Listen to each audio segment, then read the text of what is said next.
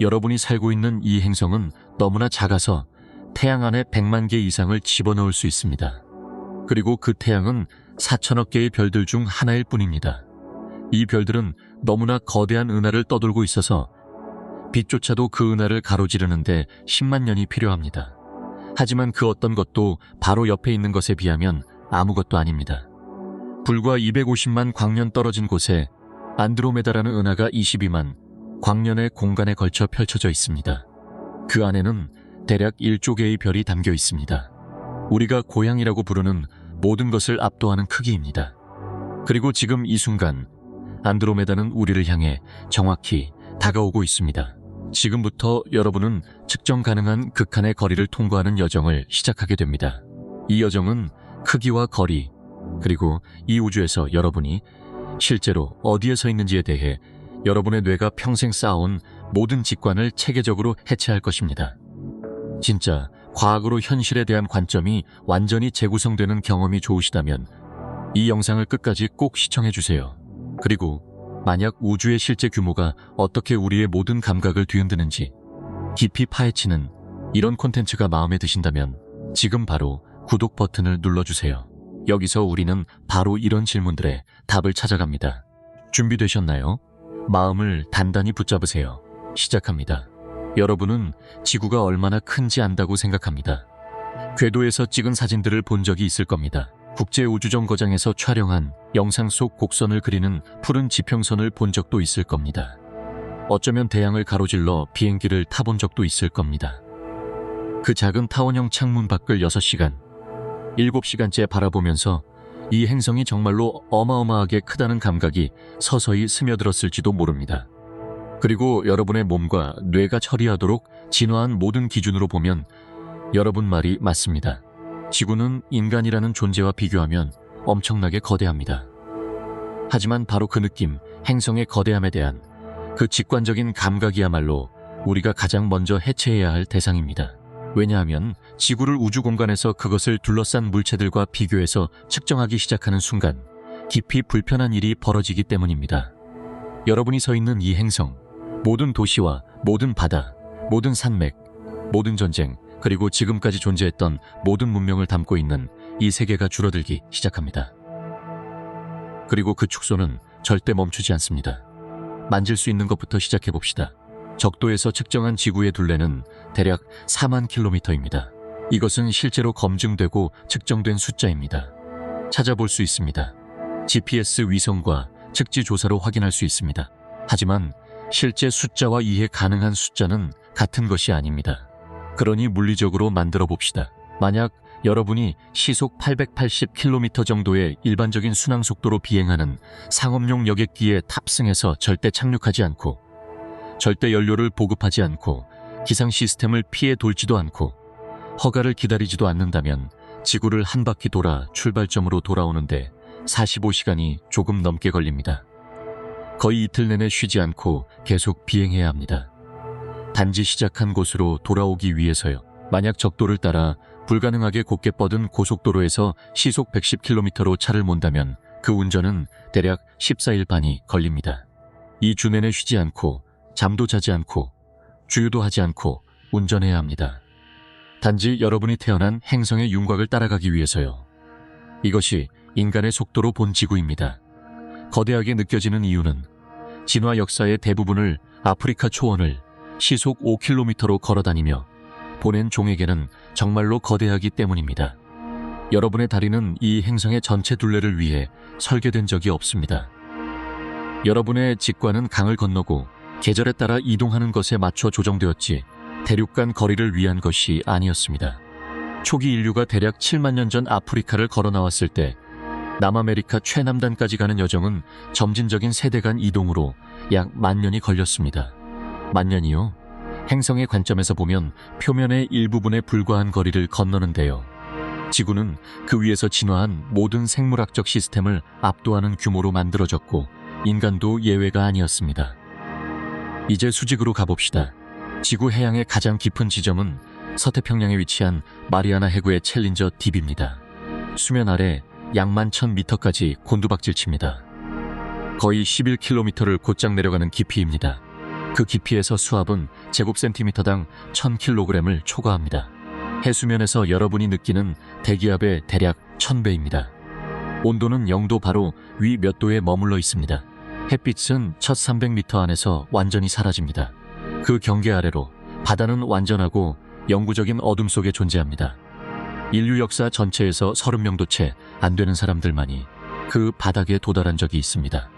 각각의 하강은 원자력 잠수함을 알루미늄 캔처럼 으스러뜨릴 힘을 견디도록 설계된 티타늄 압력 선체를 가진 맞춤 제작 잠수정이 필요했습니다. 다른 세계로 가는 여정처럼 들립니다. 그리고 감각적 경험의 관점에서 보면 압력, 어둠, 추위를 고려할 때 실제로 그럴지도 모릅니다. 하지만 모든 것을 재구성하는 숫자가 여기 있습니다. 지구의 지름은 대략 12,700km입니다. 마리아나 해구, 우리 행성 표면의 단 하나뿐인 가장 깊은 상처는 지름만 2,700km의 구체에 11km도 안 되는 긁힌 자국을 나타냅니다. 촉각적인 용어로 표현하자면, 지구를 표준 농구공 크기로 줄인다면 마리아나 해구는 인간의 손끝으로도 감지할 수 없을 것입니다. 그 농구공 표면 전체를 손으로 쓸어볼 수 있습니다. 그리고 바다의 가장 깊은 지점, 우리 행성이 가진 가장 극단적인 깊이는 아무것도 느껴지지 않을 것입니다. 완벽하게 매끄럽고 인지할 수 없을 정도로요.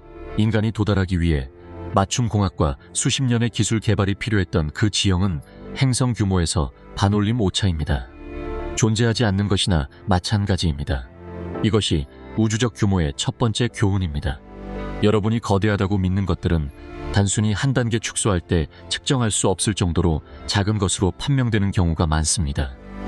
마리아나 해구는 인간 공학을 압도합니다. 인간의 생존을 도전합니다. 진정한 탐험의 최전선을 나타냅니다. 그러나 행성 자체에게는 알아차리기에도 너무 얕은 긁힌 자국일 뿐입니다. 이 패턴을 기억하세요. 이 지점부터 우리가 마주칠 모든 규모에서 반복될 것입니다. 이제 우리는 행성을 떠납니다. 지구는 태양으로부터 평균 약 9,300만 마일 떨어진 거리에서 공전합니다. 천문학자들은 이 거리를 1천문 단위, 즉 AU라고 부르며 태양계 내 모든 것을 측정하는 기준선 역할을 합니다. 9,300만 마일입니다. 이 숫자가 인간의 몸에 어떤 의미인지 실감나게 만들어 봅시다. 민간 여객기 속도로 이동한다면 그 여정은 19년이 넘는 논스톱 비행이 필요합니다. 착륙 없이 19년을 하늘에서 보내는 겁니다. 당신이 출발한 날 태어난 아이는 도착할 때쯤 성인이 되어 있을 겁니다. 고성능 소총에서 발사된 총알 속도로 대략 시속 1,700마일로 이동한다 해도 태양에 도달하는 데 6년 이상이 필요합니다. 총알 속도로 6년입니다. 그리고 우주에서 알려진 가장 빠른 현상인 빛조차도 초속 약 18만 6천 마일로 이동하면서 태양 표면에서 당신의 눈까지 도달하는데 8분 20초가 걸립니다. 이것이 실질적으로 무엇을 의미하는지 생각해 보세요. 당신이 태양을 올려다볼 때 지금 현재 존재하는 태양을 보는 게 아닙니다. 8분 이상 전의 태양을 보고 있는 겁니다. 만약 태양이 이 순간 갑자기 사라진다면 당신은 8분 20초 동안 그 사실을 알지 못할 겁니다. 여전히 피부의 온기를 느낄 것이고 여전히 하늘의 빛을 볼 것입니다. 커피 한 잔을 내리고 따르는 시간 동안 당신은 그 사건에 대해 완전히 무지한 채로 살아갈 겁니다. 이것이 우리가 우리 자신의 별로부터 얼마나 멀리 떨어져 있는지입니다. 하지만 거리는 이야기의 절반에 불과합니다. 태양 그 자체는 지구를 용광로를 떠도는 먼지 조각처럼 보이게 만드는 규모의 괴물입니다. 태양의 지름은 약 86만 4천 마일입니다. 직접 비교하자면 태양은 지구보다 약 109배 더 넓습니다. 109개의 지구를 나란히 일렬로 세우면 태양의 한쪽 끝에서 다른 쪽 끝까지 간신히 뻗어나갈 수 있습니다. 부피는 훨씬 더 압도적입니다. 약 130만 개의 지구가 태양 안에 들어갈 수 있습니다. 옆에 나란히가 아니라 안에 말입니다. 모든 대륙, 모든 바다, 모든 산맥과 사막과 빙하와 도시를 130만 번 복제해도 태양은 그 모든 것을 여유 공간을 남긴 채 삼켜버릴 겁니다. 매일 아침 떠오르는 저 물체는 하늘의 온화한 등불이 아닙니다. 태양계 전체 질량의 99.86%를 차지하는 초고열 플라즈마 구체입니다. 그 외 모든 것, 모든 행성, 모든 위성, 모든 소행성, 모든 해성, 궤도 사이를 떠도는 모든 먼지 알갱이가 나머지 0.14%를 구성합니다. 목성, 우리 태양계에서 가장 큰 행성으로 그 자체로 1300개 이상의 지구를 부피 안에 담을 수 있는 행성도 태양에 비하면 중력적으로 각주에 불과합니다. 지구는 각주로도 등록되지 않습니다. 핵융합을 통해 매초 약 400만 톤의 자신의 질량을 순수 에너지로 변환하는 열액 엔진을 공전하는 우주의 점입니다. 그 숫자가 가라앉게 두세요. 매초 400만 톤의 물질입니다. 1년당도 아니고 하루당도 아니고 매초입니다. 이것은 시계가 똑딱거릴 때마다 약 22,000마리의 완전히 성장한 대왕고래가 소멸되는 것과 같은 질량입니다. 그들의 물질이 전자기 복사와 중성미자로 완전히 변환되는 겁니다. 그리고 태양은 약 45억 년 동안 이 출력을 지속적으로 유지해왔습니다. 수소 연료 공급이 고갈되어 적색 거성으로 변형되기 시작하고 결국 외부층을 벗겨내고 백색 외성 잔해로 붕괴되기까지 앞으로 약 50억 년 동안 계속될 것입니다. 우주적 관점에서 우리의 별은 중년이고 안정적이며 놀랍도록 평범합니다. 은하계에서 가장 흔한 별 범주에 속합니다. G형 주계열성으로 분류되며 특별히 밝지 않습니다. 특별히 무겁지도 않습니다. 특별히 오래되지도 않았습니다. 그럼에도 불구하고 그 규모는 인류가 지금까지 건설한 모든 구조물, 인류가 지금까지 여행한 모든 거리, 인류가 이 행성 표면에서 지금까지 측정한 모든 것을 대성당 벽에 테이프로 붙인 어린이의 그림처럼 느껴지게 만듭니다. 여기서부터 공허함이 시작됩니다. 지구는 태양으로부터 9,300만 마일 떨어져 있습니다. 화성은 약 1억 4,200만 마일 더 멀리 공전합니다. 목성, 첫 번째이자 가장 큰 가스 거성은 약 4억 8,400만 마일에서 회전합니다. 고리 시스템으로 유명한 토성은 8억 8,600만 마일을 떠돕니다. 천왕성은 약 18억 마일에 있으며 가장 바깥쪽에 공인된 주요 행성인 해왕성은 태양으로부터 무려 28억 마일 떨어진 곳을 공전합니다. 이것이 주요 행성 궤도로 측정했을 때 우리 태양계의 범위입니다. 중심에서 가장자리까지 거의 30억 마일입니다. 태양을 떠난 빛의 광선은 해왕성에 도달하는데 4시간 이상이 걸립니다. 지구의 관제센터에서 해왕성 근처에서 작동하는 우주선으로 보낸 무선 신호는 우주의 절대 속도 한계로 이동하면서 도착하는데 약 4시간이 필요합니다. 만약 해왕성 근처의 우주선이 비상 상황을 만나 본부의 지시를 요청한다면 휴스턴의 운영자들은 4시간 동안 조난 신호를 받지 못할 겁니다. 그들의 응답은 돌아가는데 또다시 4시간이 걸립니다. 물리학이 허용하는 가장 빠른 속도로 8시간의 왕복 통신 지연입니다. 모든 실질적인 목적상 해왕성 근처의 우주선은 혼자 작동합니다. 이 고립은 이론적인 것이 아닙니다. 인류가 지금까지 비행한 모든 심우주 임무에서 경험되었습니다. 나사의 뉴오라이즌 우주선이 2015년 7월 명왕성을 지나갈 때 가장 가까운 접근은 전적으로 자동 조종으로 이루어졌습니다. 임무 관제사들은 통과 비행 명령을 몇 시간 전에 업로드했습니다. 지구에서 명왕성까지의 편도, 신호 이동 시간이 4시간 반을 초과했기 때문에 실시간 안내의 가능성도 조우중 수정 명령의 가능성도 전혀 없었습니다. 우주선은 관측된 모든 데이터를 자체 저장 장치에 담았습니다. 그리고 그 다음엔 천천히, 아주 천천히 지구로 전송하기 시작했죠. 전송 속도는 초당 겨우 1에서 2kbit. 말도 안 되게 느린 속도입니다. 몇 시간 동안 진행된 근접 통과 비행에서 수집한 전체 데이터 세트를 다운로드하는 데 걸린 시간은 1년이 넘었습니다. 태양계를 가로질러 한 방울씩 떨어지듯 데이터가 전송되는데 말이죠. 그런데 명왕성은 사실 가까운 편입니다. 태양의 영역, 그 바깥 경계와 비교하면요. 보이저 1호를 한번 보시죠. 지금 이 탐사선은 지구에서 150억 마일 이상 떨어진 곳을 떠다니고 있습니다. 이 우주선이 사용하는 무선 송신기의 출력은 대략 22와트, 냉장고 전구 하나 켜는 수준입니다. 신호는 태양계를 가로지르며 사방으로 퍼져나갑니다. 그리고 마침내 지구에 있는 나사의 심우주 네트워크 안테나에 도달할 때쯤이면 수신되는 전력은 대략 0.00000000001와트, 소수점 아래 0이 13개 붙습니다. 이게 얼마나 약한 신호인지 감이 오십니까? 일반 디지털 손목시계를 작동시키는 데 필요한 전력보다 약 100억 배나 약한 수준입니다. 엔지니어들은 극저온으로 냉각된 수신기를 사용해야 합니다. 그리고 몇 시간 동안 신호를 평균화해야 비로소 노이즈 속에서 의미 있는 데이터를 추출할 수 있죠. 그런데 보이저 1호는 아직 태양의 중력권을 벗어나지도 못했습니다. 의미 있는 모든 정의로 봤을 때 여전히 우리 태양계 안에 있는 겁니다. 이게 바로 공허함이 실제 공학적 관점에서 의미하는 바입니다. 차트 위의 추상적인 거리가 아닙니다. 모든 신호, 모든 통신, 인간이 만든 물체와 그것을 만든 문명 사이의 모든 연결이 구체적이고 측정 가능하게 붕괴되는 현실입니다. 우리 자신의 작은 항성계 내부에 존재하는 공허한 공간을 가로질러 한계점까지 늘어진 채로요. 하지만 해왕성조차 우리 태양계의 진짜 경계를 표시하지 못합니다. 태양의 중력 영향은 마지막 행성을 훨씬 넘어서까지 뻗어 있습니다. 해왕성 궤도 너머에는 카이퍼 벨트가 있습니다. 얼음 천체들이 모여있는 고리죠. 태양으로부터 대략 30에서 50천문 단위까지 뻗어 있습니다. 그 너머엔 산란 원반이 있고 더 멀리엔 가설로만 존재하는 오르트 구름이 있습니다. 얼음 천체들로 이루어진 거대한 구형 껍질이죠. 추정 범위는 태양으로부터 대략 2천 천문 단위에서 심지어 10만 천문 단위까지 뻗어 있습니다.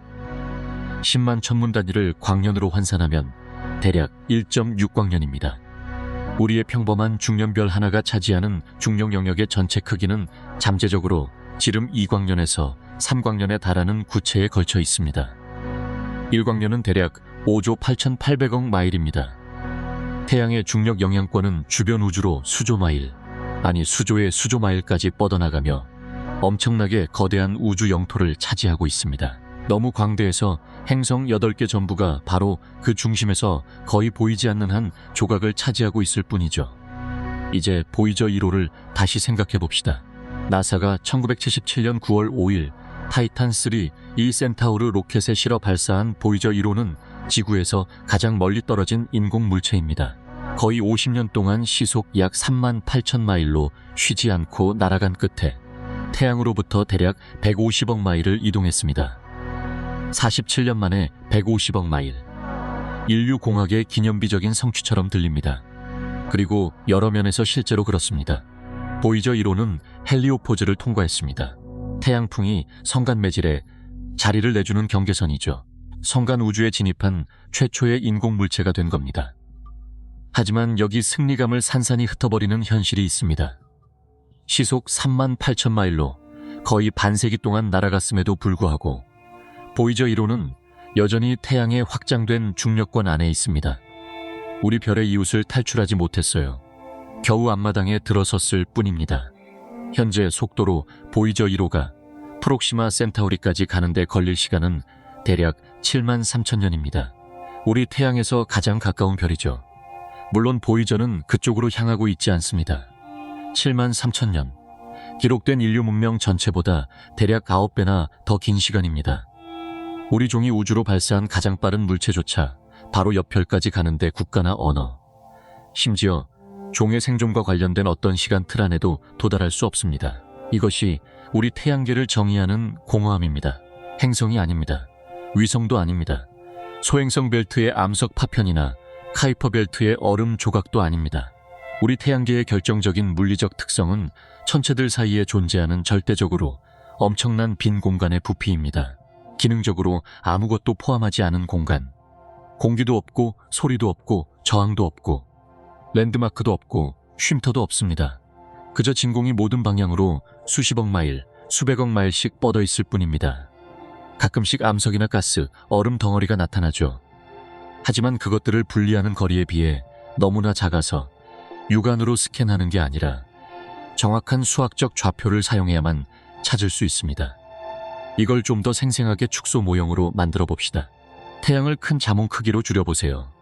지름 대략 8인치입니다. 이 축척에서 지구는 1인치도 안 되는 작은 조약돌로 줄어듭니다. 그리고 현관문으로부터 약 75피트 떨어진 곳에 놓여 있죠. 화성은 약 115피트 거리에 있는 조금 더 작은 조약돌이 됩니다. 목성, 우리 행성 가족의 거인은 지름 약 6인치짜리 공이 되어 현관문으로부터 약 390피트 떨어진 곳에 떠 있습니다. 토성은 대략 717피트 거리에 자리 잡고 있고요. 그리고 가장 먼 주요 행성인 해왕성은 목성보다 약간 작은 공이 되어 현관문에서 거의 0.5마일 떨어진 곳에 앉아 있습니다. 0.5마일이요. 그리고 이 모형에서 태양은 한 손에 들 수 있는 물체입니다. 인간 친화적인 축척으로 압축된 전체 태양계는 작은 마을 하나를 차지할 겁니다. 그리고 그 마을의 거의 모든 평방피트는 완전히 비어있을 겁니다. 건물도 없고 나무도 없고 어떤 종류의 물체도 없습니다. 현관문과 지평선을 향해 흩어진 소수의 공들 사이에 텅 빈 땅만 있을 뿐이죠. 하지만 이 모형의 다음 단계가 공허함의 진정한 본질을 드러냅니다. 태양이 현관문이고 지구가 75피트 떨어진 조약돌인 이 동일한 축척에서 가장 가까운 이웃 항성계인 프록시마 센타우리는 대략 4,000마일 떨어진 곳에 위치할 겁니다. 뉴욕시의 현관문 앞에 서 있다고 상상해보세요. 프록시마 센타우리는 우리 태양에서 가장 가까운 별입니다. 이 동일한 축척에서 프록시마 센타우리는 태평양 한가운데 일본을 향해 절반쯤 가는 지점 어딘가에 또 다른 현관문으로 놓일 겁니다. 한 별과 가장 가까운 이웃 별 사이에 약 6,400km의 텅 빈, 특징 없는 지형이 놓여 있습니다. 이것이 우리 은하 영역에서 태양들 사이의 간격입니다. 별과 별 사이의 공간은 단순히 행성과 행성 사이의 공간보다 큰 게 아닙니다. 완전히 다른 차원의 거리 범주에 속합니다. 태양계 내부의 모든 것을 너무나 극단적인 비율로 왜소하게 만들어서 직접적인 비교 자체가 거의 무의미하게 느껴질 정도입니다. 마치 사람 머리카락의 두께를 대서양을 가로지르는 거리와 비교하는 것과 같습니다. 그리고 그 공간은 단순히 비어있기만 한 게 아닙니다. 단순한 진공을 넘어서는 방식으로 적대적입니다. 성간 매질, 즉 우리 은하의 우리 지역에서 별들 사이의 공간을 채우는 물질은 평균적으로 세제곱센티미터당 대략 원자 1개를 포함합니다. 지구상의 어떤 환경과 비교해도 이해하기 어려울 정도로 희박합니다. 당신의 거실 공기는 세제곱센티미터당 대략 250억의 10억 배 분자를 포함합니다. 하지만 이렇게 극도로 낮은 밀도에서도 성간 매질은 무가 아닙니다.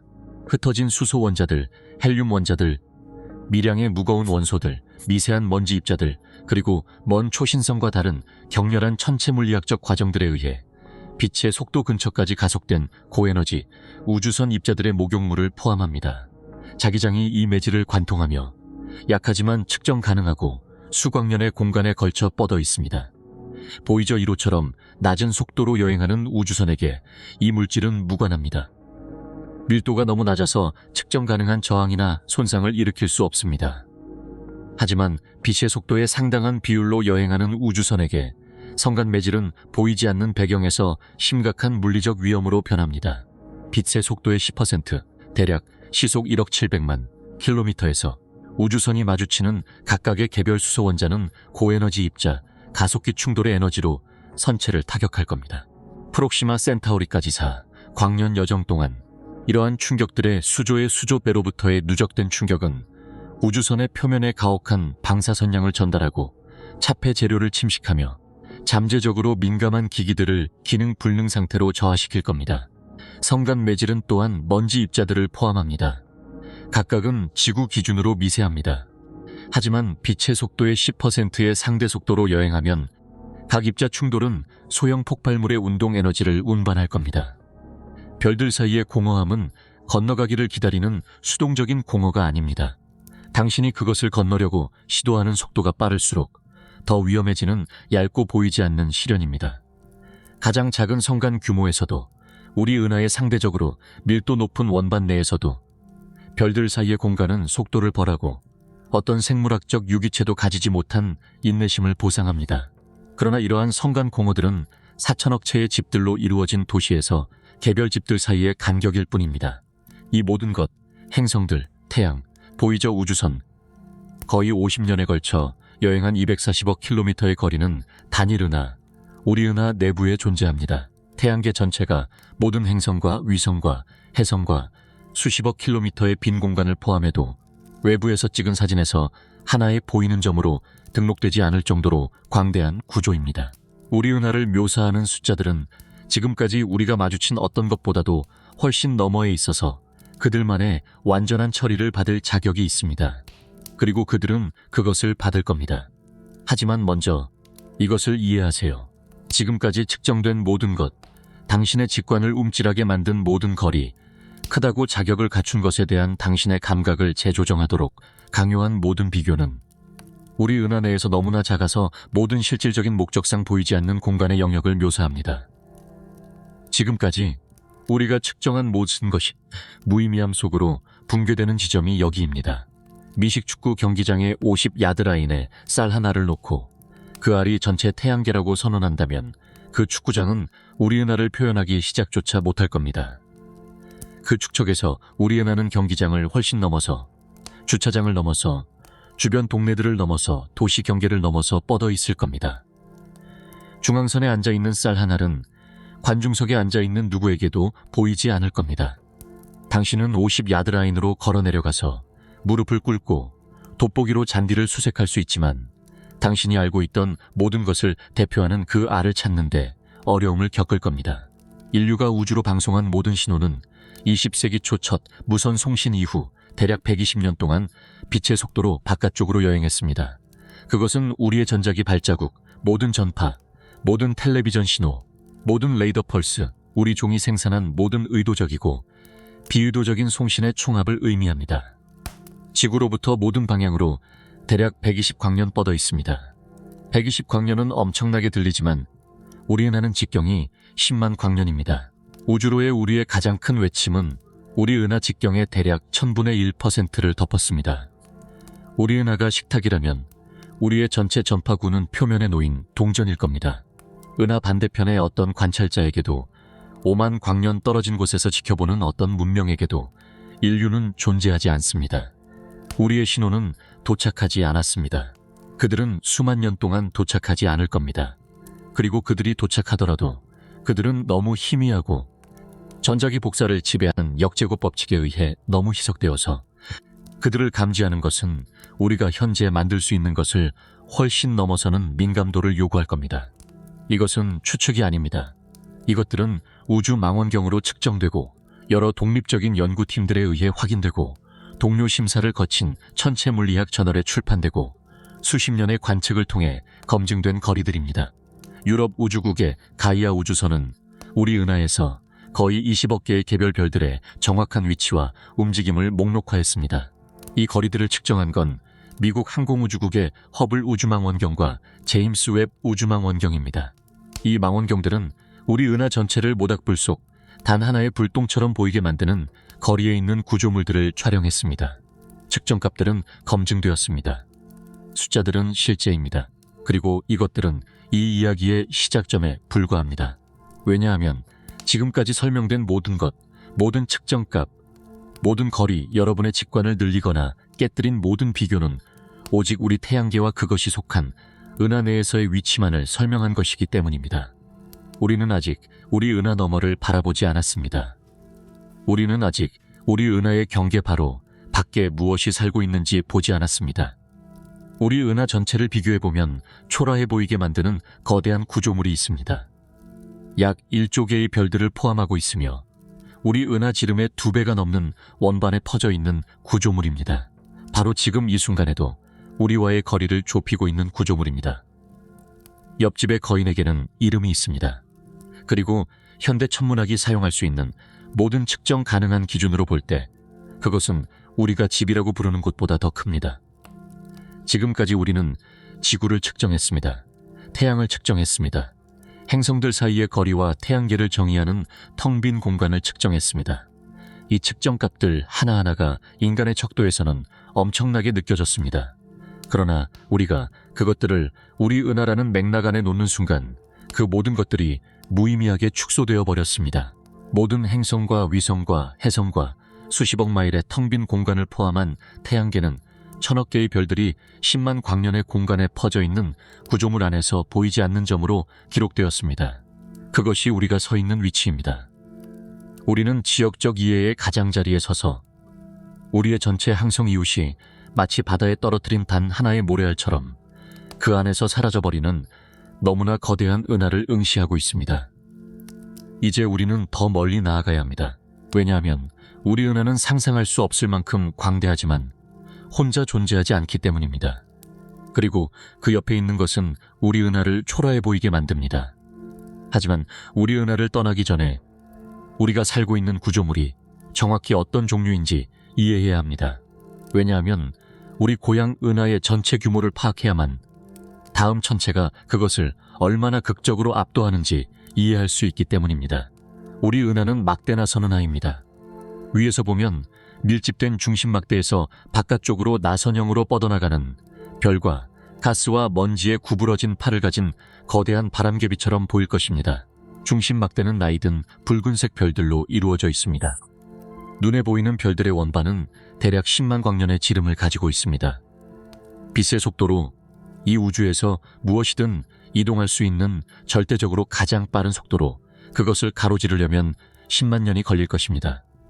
여러분이 태어난 날 우리 은하의 한쪽 끝에서 출발한 빛의 광선은 인류 문명의 모든 흔적이 먼지로 부서지고 잊혀진 후 약 10만 년이 지나서야 반대편 끝에 도달할 것입니다. 그것이 우리가 살고 있는 은하의 폭입니다.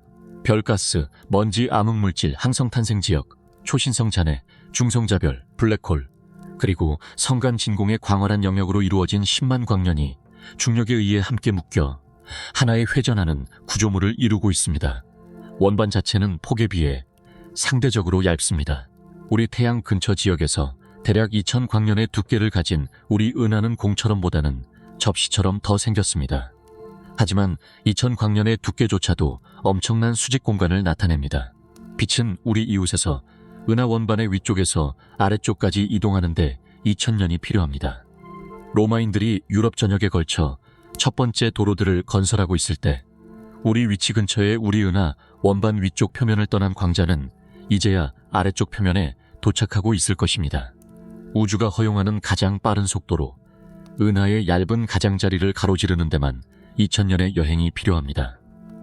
이 원반 안에서 우리 은하는 2000억 개에서 4000억 개 사이에 개별 별들을 포함하고 있습니다. 정확한 숫자는 여전히 불확실합니다. 왜냐하면 은하 내부에 있는 우리의 위치가 두꺼운 성간 먼지 구름이 가시광선을 차단하는 반대편의 별들을 세는 우리의 능력을 제한하기 때문입니다. 적외선 조사가 우리의 추정치를 엄청나게 개선했지만 우리 은하의 모든 별에 대한 정확한 인구조사는 현재 능력을 넘어서는 일입니다. 우리가 아는 것은 그 숫자가 놀랍다는 것입니다. 만약 여러분이 초당 하나의 별씩 먹거나 자거나 쉬지 않고 우리 은하의 모든 별을 세려고 시도한다면 그 작업은 6300년에서 12700년 사이 어딘가가 걸릴 것입니다. 이집트 피라미드가 건설되기 전에 세기 시작해서 현재를 지나 먼 미래까지 중단 없이 계속해야 끝낼 수 있을 것입니다. 수천억 개의 별들 각각은 태양입니다. 어떤 것들은 우리 태양보다 훨씬 더 크고 더 밝습니다. 리겔 같은 청색 초거성은 태양 출력의 10만 배를 초과하는 광도로 타오릅니다. UI 스쿠티 같은 적색 극대거성은 지름이 너무 광대해서 만약 우리 태양계의 중심에 놓인다면 그들의 표면이 목성의 궤도를 넘어 확장될 것입니다. 다른 것들은 훨씬 더 작고 더 어둡습니다.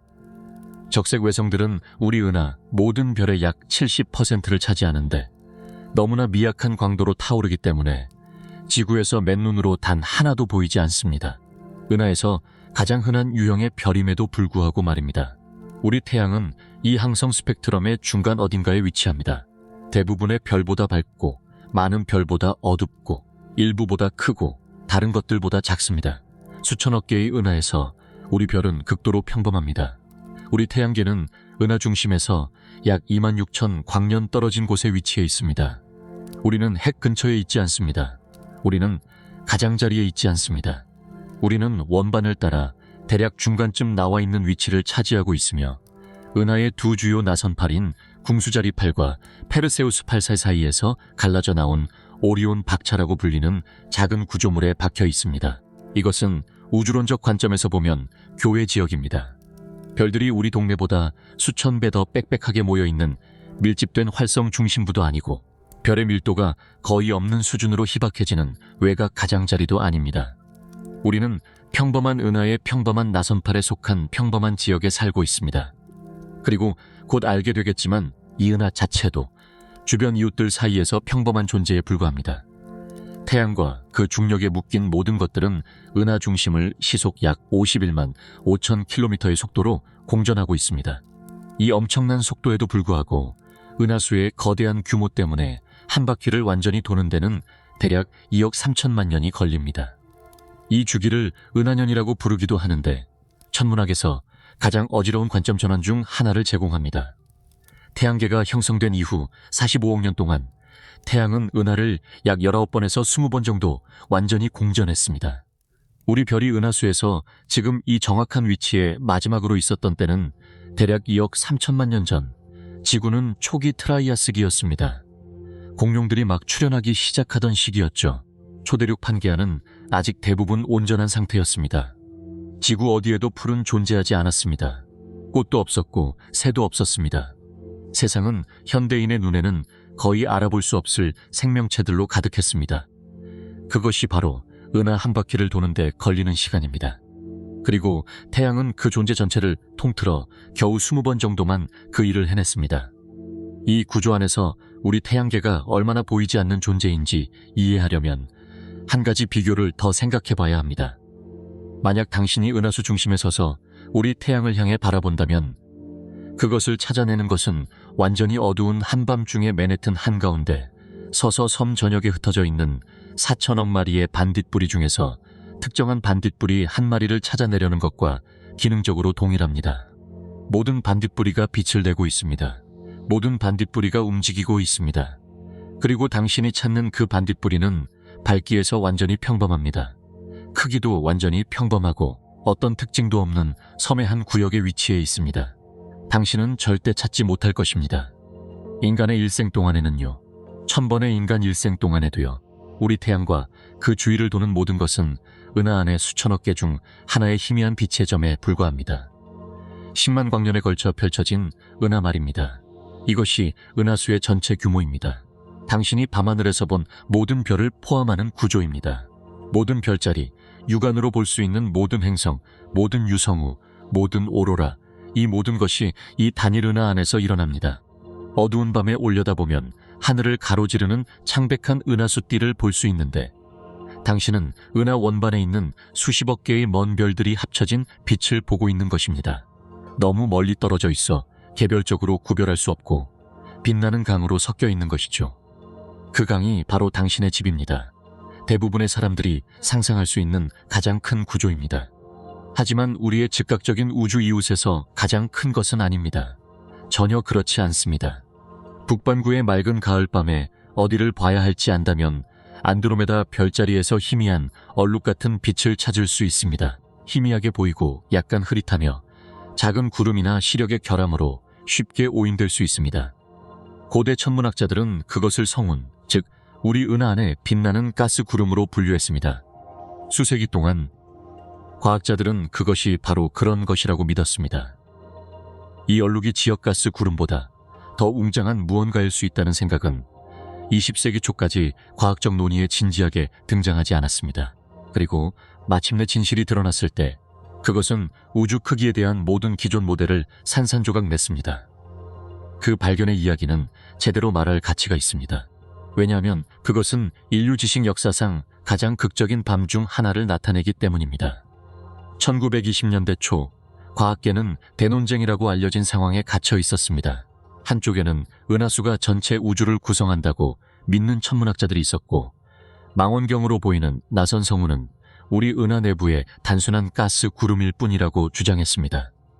다른 한쪽에는 나선 성운이 섬우주, 즉 우리 은하와 비슷한 완전한 은하들이며 은하수 경계 너머 먼 거리에 위치해 있다고 의심하는 사람들이 있었습니다. 어느 쪽도 결정적인 증거를 가지고 있지 않았습니다. 논쟁은 강의실과 학술지 지면에서 격렬하게 벌어졌고 해결되지 않은 채 점점 더 논쟁적으로 변했습니다. 에드윈 허블이 그것을 해결했습니다. 남부 캘리포니아 윌슨산 천문대의 100인치 후커 망원경으로 작업하면서 말입니다. 당시 지구상에서 가동 중인 가장 큰 망원경이었던 후커 망원경을 사용해 허블은 몇 달 동안 안드로메다 성운을 겨냥한 사진 건판을 노출시켰습니다. 후커 망원경의 전례 없는 집광력 덕분에 그는 성운 내부의 개별 별들을 처음으로 구별할 수 있었습니다. 확산된 빛으로 보이던 것을 개별적인 빛의 점들로 분리해낸 것입니다. 이렇게 구별된 별들 중에서 허블은 세페이드 변광성을 식별했습니다. 규칙적이고 예측 가능한 주기로 밝기가 맥동하는 별의 일종이었죠. 결정적인 통찰은 천문학자 헨리에타 스완 레빗의 연구에서 나왔습니다. 그녀는 수년 전 마젤란 구름의 세페이드들을 세심하게 관찰하여 세페이드의 맥동 주기가 그 고유 광도와 직접적이고 신뢰할 수 있게 관련되어 있다는 것을 확립했습니다. 천천히 맥동하는 세페이드는 빠르게 맥동하는 것보다 진짜로 더 밝습니다. 이 주기광도 관계는 천문학자들에게 엄청난 힘을 가진 우주 측정 도구를 제공했습니다. 세페이드의 맥동 주기를 관찰함으로써 당신은 그것의 진짜 밝기를 결정할 수 있었습니다. 그 진짜 밝기를 지구에서 관측된 겉보기 밝기와 비교함으로써 빛의 역제곱 법칙을 사용하여 거리를 계산할 수 있었습니다. 허블은 안드로메다에서 발견한 세페이드에 이 방법을 적용했습니다. 맥동 주기는 그에게 별의 진짜 광도를 알려주었습니다. 지구에서 관측된 희미함은 그것이 엄청나게 멀리 떨어져 있다는 것을 알려주었습니다. 계산을 완료했을 때 결과는 충격적이었습니다. 그 별, 그리고 그것을 포함하는 성우는 지구에서 약 90만 광년 떨어진 곳에 위치해 있었습니다. 이 거리는 나중에 약 250만 광년으로 수정되었습니다. 이것은 우리 은하의 추정 경계를 훨씬 벗어난 거리였습니다. 안드로메다 성우는 우리 은하 내부의 가스 구름이 아니었습니다. 그것은 그 자체로 하나의 은하였고 거의 상상할 수 없는 거리에 떨어진 별들의 독립된 섬이었습니다. 사진 건판 위 맥동하는 별 하나에서 도출된 단 한 번의 계산으로 알려진 우주는 하나의 은하에서 최소 2개의 은하로 확장되었습니다. 그 위대한 논쟁은 끝났습니다. 우주는 방금 거의 누구도 감히 제안하지 못했던 것보다 상상할 수 없을 만큼 더 커졌습니다. 맨눈으로 볼 수 있는 그 희미한 얼룩이 바로 안드로메다 은하입니다. 천문 목록에서는 메시의 30일 또는 M31로 지정되어 있죠. 이것은 맨눈으로 볼 수 있는 가장 먼 천체입니다. 당신이 보고 있는 것, 그 부드럽고 거의 감지할 수 없는 빛은 약 1조 개의 별들이 합쳐진 빛입니다. 10억이 아니라 1조입니다. 직접 비교하자면 우리 은하는 2천억 개에서 4천억 개 사이의 별을 포함하고 있습니다. 안드로메다는 약 1조 개를 포함하고 있습니다. 우리 은하에 대해 어떤 추정치를 사용하느냐에 따라 안드로메다는 우리 은하보다 2.5배에서 5배 많은 별을 품고 있습니다. 우리 은하의 모든 별, 모든 행성에 동력을 공급하는 모든 태양, 우리 은하 내에서 생명의 모든 가능성을 품고 있는 모든 것을 여러 번 곱해도 여전히 옆집 은하의 항성 개체수에 미치지 못합니다. 가을 하늘의 그 희미한 얼룩을 바라볼 때 당신은 당신의 고향 은하에 있는 별들의 총 개수보다 더 많은 개별 태양들을 포함하는 구조를 보고 있는 것입니다. 기능적인 시력을 가진 어떤 인간이든 맑은 밤에 할 수 있는 그 단순한 바라보기 행위는 당신이 알고 있던 모든 것의 폭보다 2배 이상 넓은 공간의 원반을 가로질러 타오르는 1조 개의 핵융합로에서 시작된 광자들과 당신의 망막을 연결합니다. 안드로메다의 원반은 약 22만 광년에 걸쳐 펼쳐져 있습니다. 우리 은하의 원반은 약 10만 광년에 걸쳐 있습니다. 두 은하를 나란히 놓는다면 안드로메다는 비치볼이 테니스공을 왜소하게 만드는 것처럼 우리 은하를 왜소하게 만들 것입니다.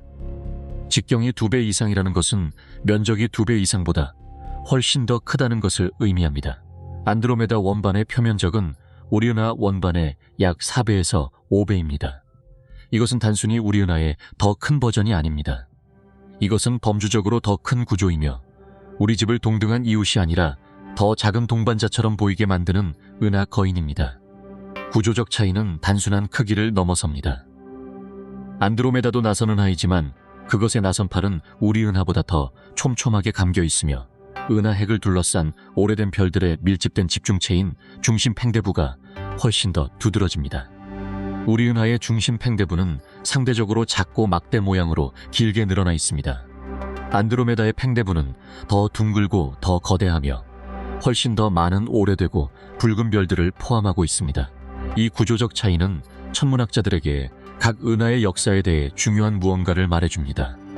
중심 팽대부의 크기와 모양은 은하의 합병 역사에 영향을 받습니다. 더 큰 팽대부는 일반적으로 다른 은하들과의 더 많은 과거 충돌을 나타냅니다.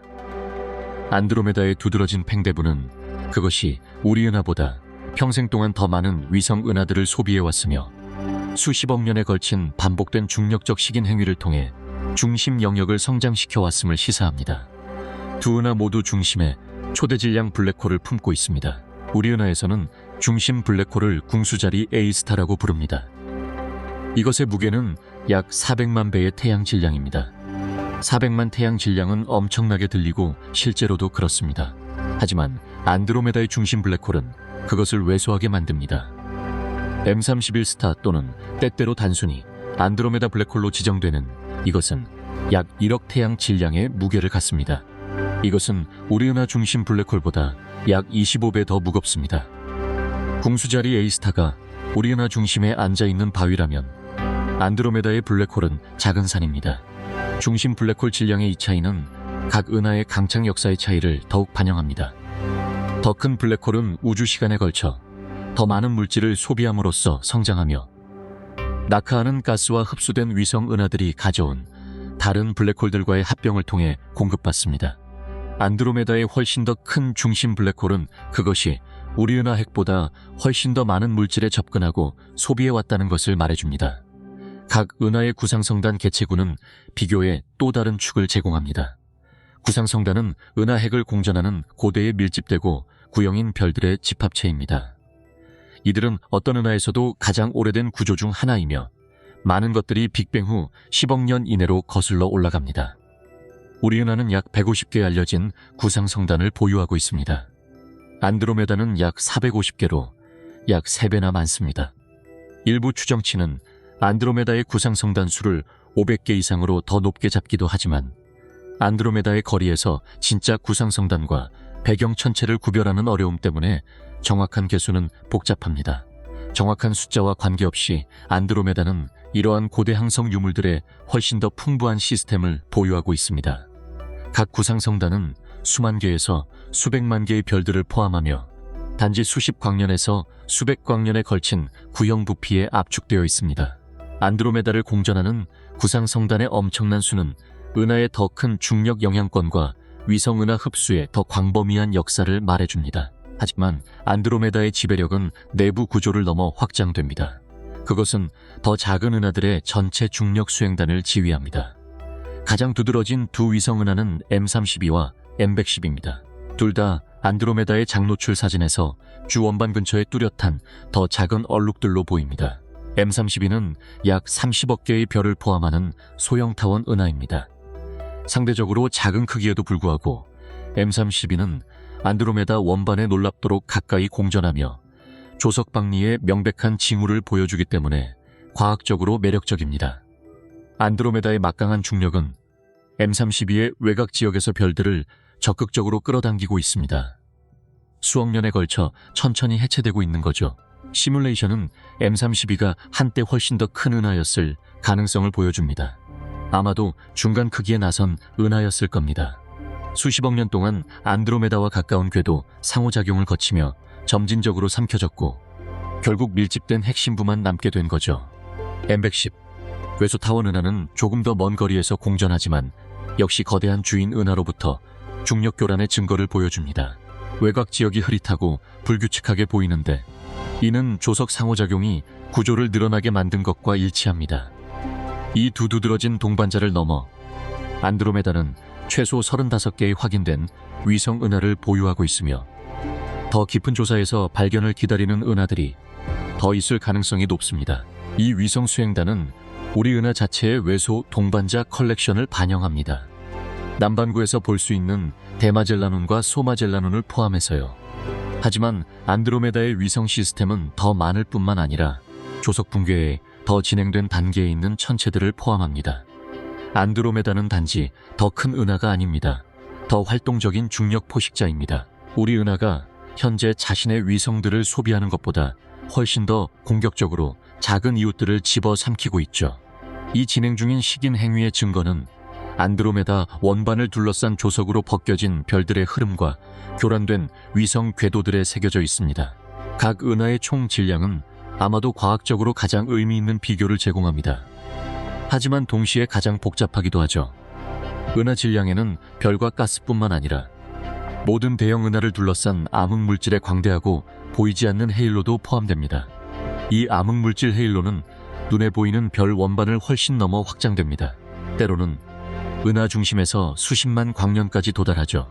암흑물질은 빛을 방출하거나 흡수하거나 반사하지 않습니다. 망원경으로는 보이지 않는 거죠. 그 존재는 전적으로 중력 효과를 통해 추론됩니다. 별들의 회전 속도, 위성 은하들의 궤도, 그리고 배경 천체로부터 오는 빛의 굽힘을 통해서요. 현재 추정치는 우리 은하의 총 질량을 암흑물질 헤일로를 포함해 약 1조 5천억 태양 질량으로 보고 있습니다. 안드로메다의 총 질량은 상당한 과학적 논쟁의 대상이 되어 왔습니다. 초기 추정치는 우리 은하 질량보다 훨씬 높게 대략 1조 5천억에서 2조 태양 질량으로 잡았습니다. 안드로메다가 우리 지역 이웃에서 지배적인 은하라는 이미지를 강화했죠. 하지만 더 최근 연구들, 특히 유럽 우주국의 가이아 우주선 데이터를 활용한 연구들은 이러한 추정치 중 일부를 수정했습니다. 2018년 천체물리학 저널에 발표된 연구는 안드로메다를 공전하는 위성 은하들과 구상성단들의 역학을 사용해 총 질량을 재계산했습니다. 그리고 8천석 태양 질량에 가까운 수치에 도달했죠. 놀랍게도 초기 추정치보다 낮고 잠재적으로 우리 은하 질량과 비슷하거나 심지어 약간 적을 수도 있습니다. 다른 연구들은 다른 결과를 냈습니다. 안드로메다의 질량 추정치는 방법론, 암흑물질 헤일로, 프로파일에 대한 가정, 그리고 중력장을 추론하는 데 사용된 특정 추적 천체에 따라 8천억에서 거의 2조 태양 질량까지 범위가 있습니다. 실질적인 의미는 이겁니다. 안드로메다가 별 원반지름, 별 개수, 중심 블랙홀 질량, 그리고 구상성단 개체 수면에서 명백히 더 크긴 하지만 전체적으로 어느 은하가 더 무거운지에 대한 질문은 여전히 활발한 과학 조사 영역으로 남아 있다는 겁니다. 우리 은하가 시각적으로 덜 인상적인 은하일 수는 있지만 반드시 덜 무거운 것은 아닙니다. 두 은하는 수십 년간의 대중 천문학이 제안했던 것보다 총 질량에서 더 대등할 수 있습니다.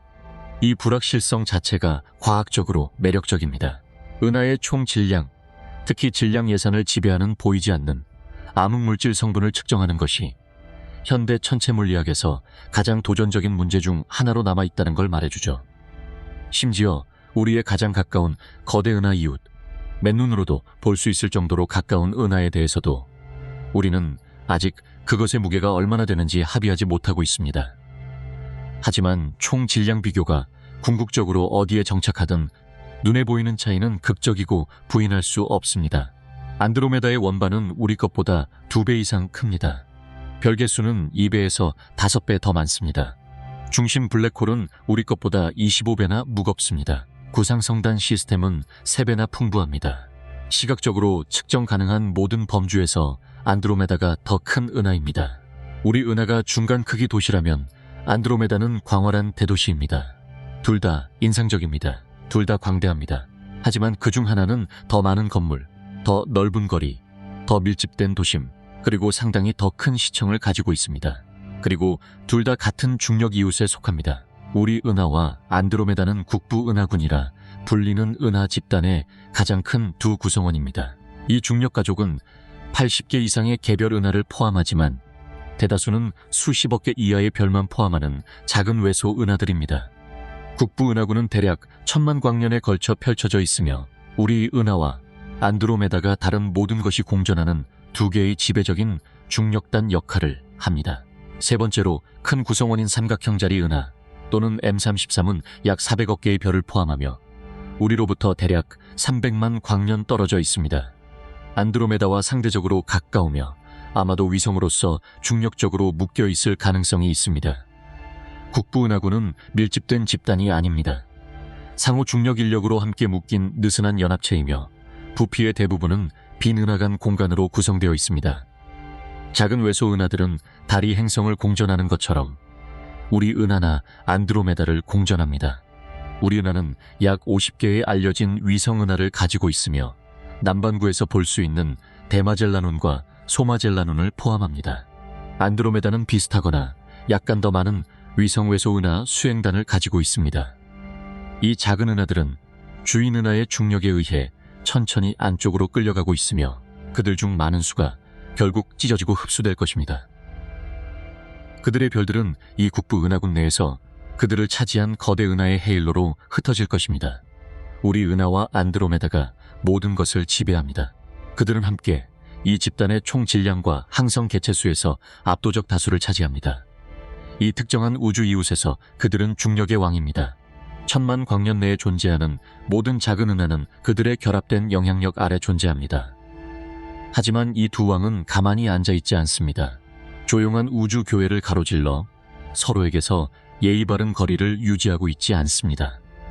우리 은하와 안드로메다 사이에는 대략 250만 광년의 은하간 공간이 펼쳐져 있습니다. 인간의 기준으로 보면 이 거리는 엄청납니다. 빛 자체가 초속 18만 6천 마일로 이동하면서도 이를 건너는데 200만 년이 걸리는 어마어마한 격차를 나타냅니다.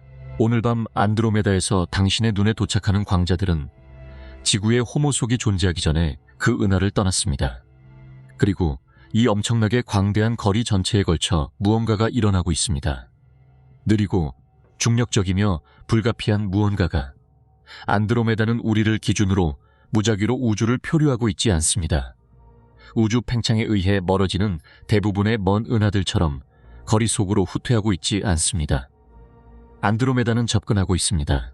20세기 초에 처음 측정되고 그 이후로 점점 더 정밀하게 확인된 그 빛의 청색 편의는 우리 은하와 안드로메다 사이의 거리가 줄어들고 있다고 말해줍니다. 간격은 대략 초속 110km, 대략 시속 25만 마일로 좁아지고 있습니다. 각각 수천억에서 1조 개의 별을 포함한 두 은하가 기능적으로 텅 빈 250만 광년의 공간으로 분리되어 상호 중력 인력의 힘으로 서로를 향해 끌려가고 있습니다. 이 접근의 의미, 타임라인, 기하학, 그들이 만날 때 일어나는 일의 물리학, 그리고 그 만남의 정확한 본질에 대한 격렬하고 진행 중인 과학적 논쟁은 이 이야기의 다음 장의 핵심을 형성합니다. 우리 은하와 안드로메다 사이의 거리는 단순한 숫자가 아니기 때문입니다. 그것은 인간 두뇌가 분리를 이해하기 위해 가진 모든 직관적 틀을 깨뜨리는 물리적 공간입니다.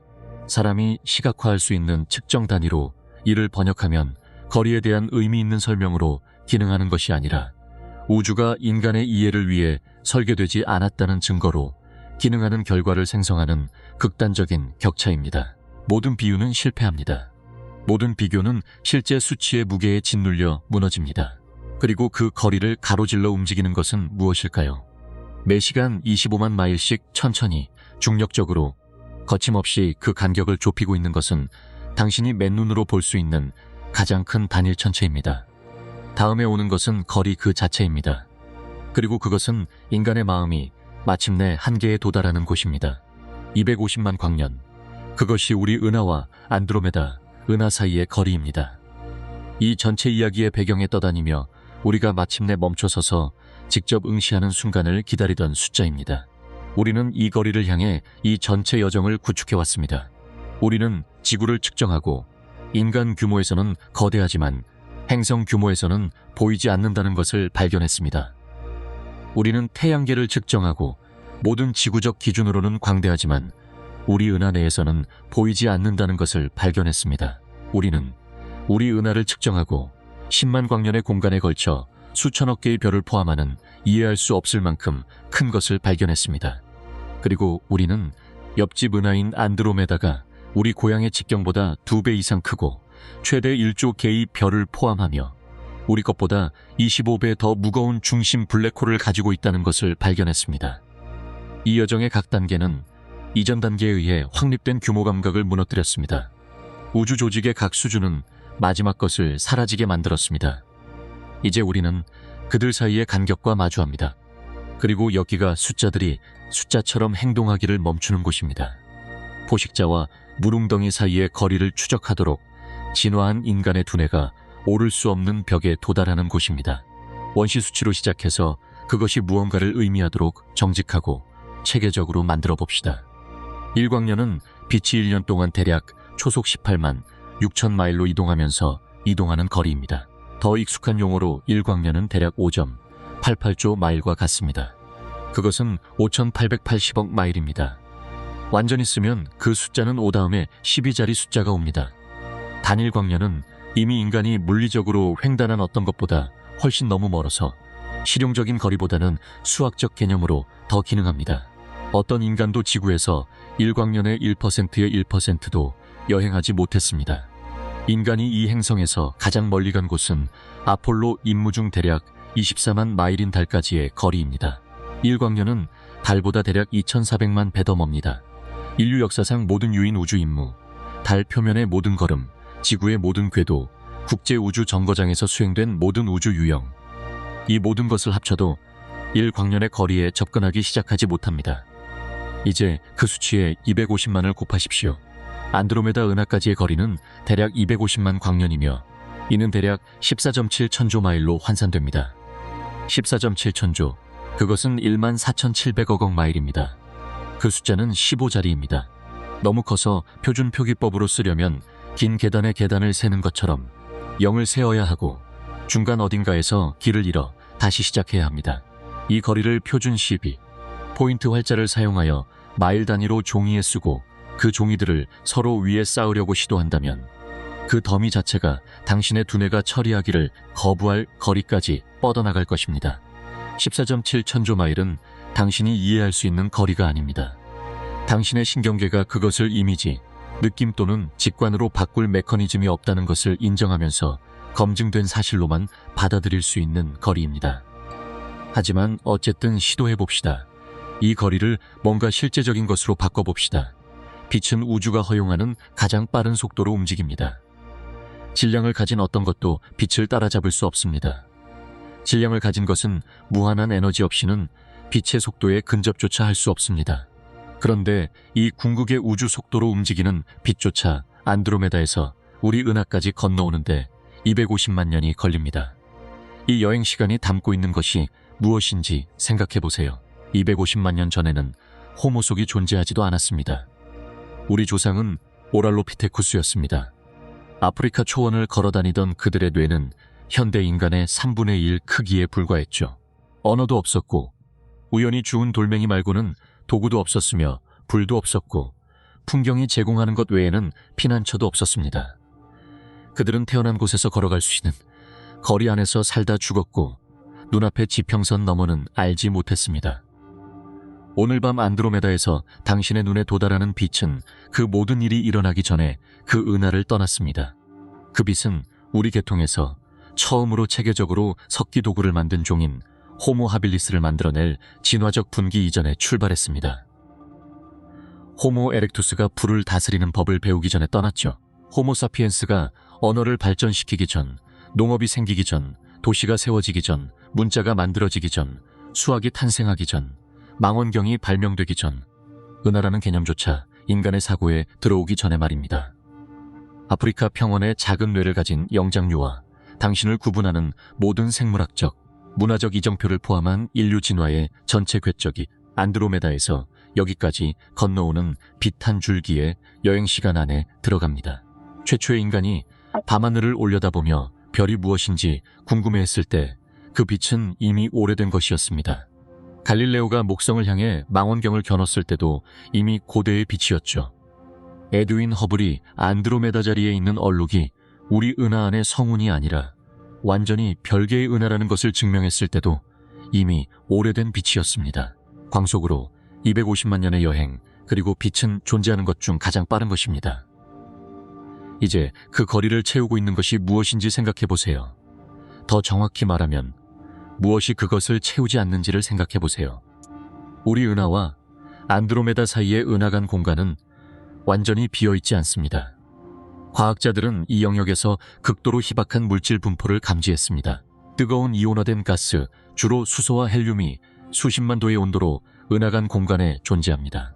암흑 물질의 미세한 필라멘트가 공허를 가로질러 실처럼 뻗어있죠.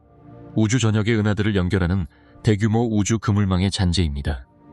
가끔 한 은하나 다른 은하에서 튕겨나온 별이 이 공간을 표류합니다.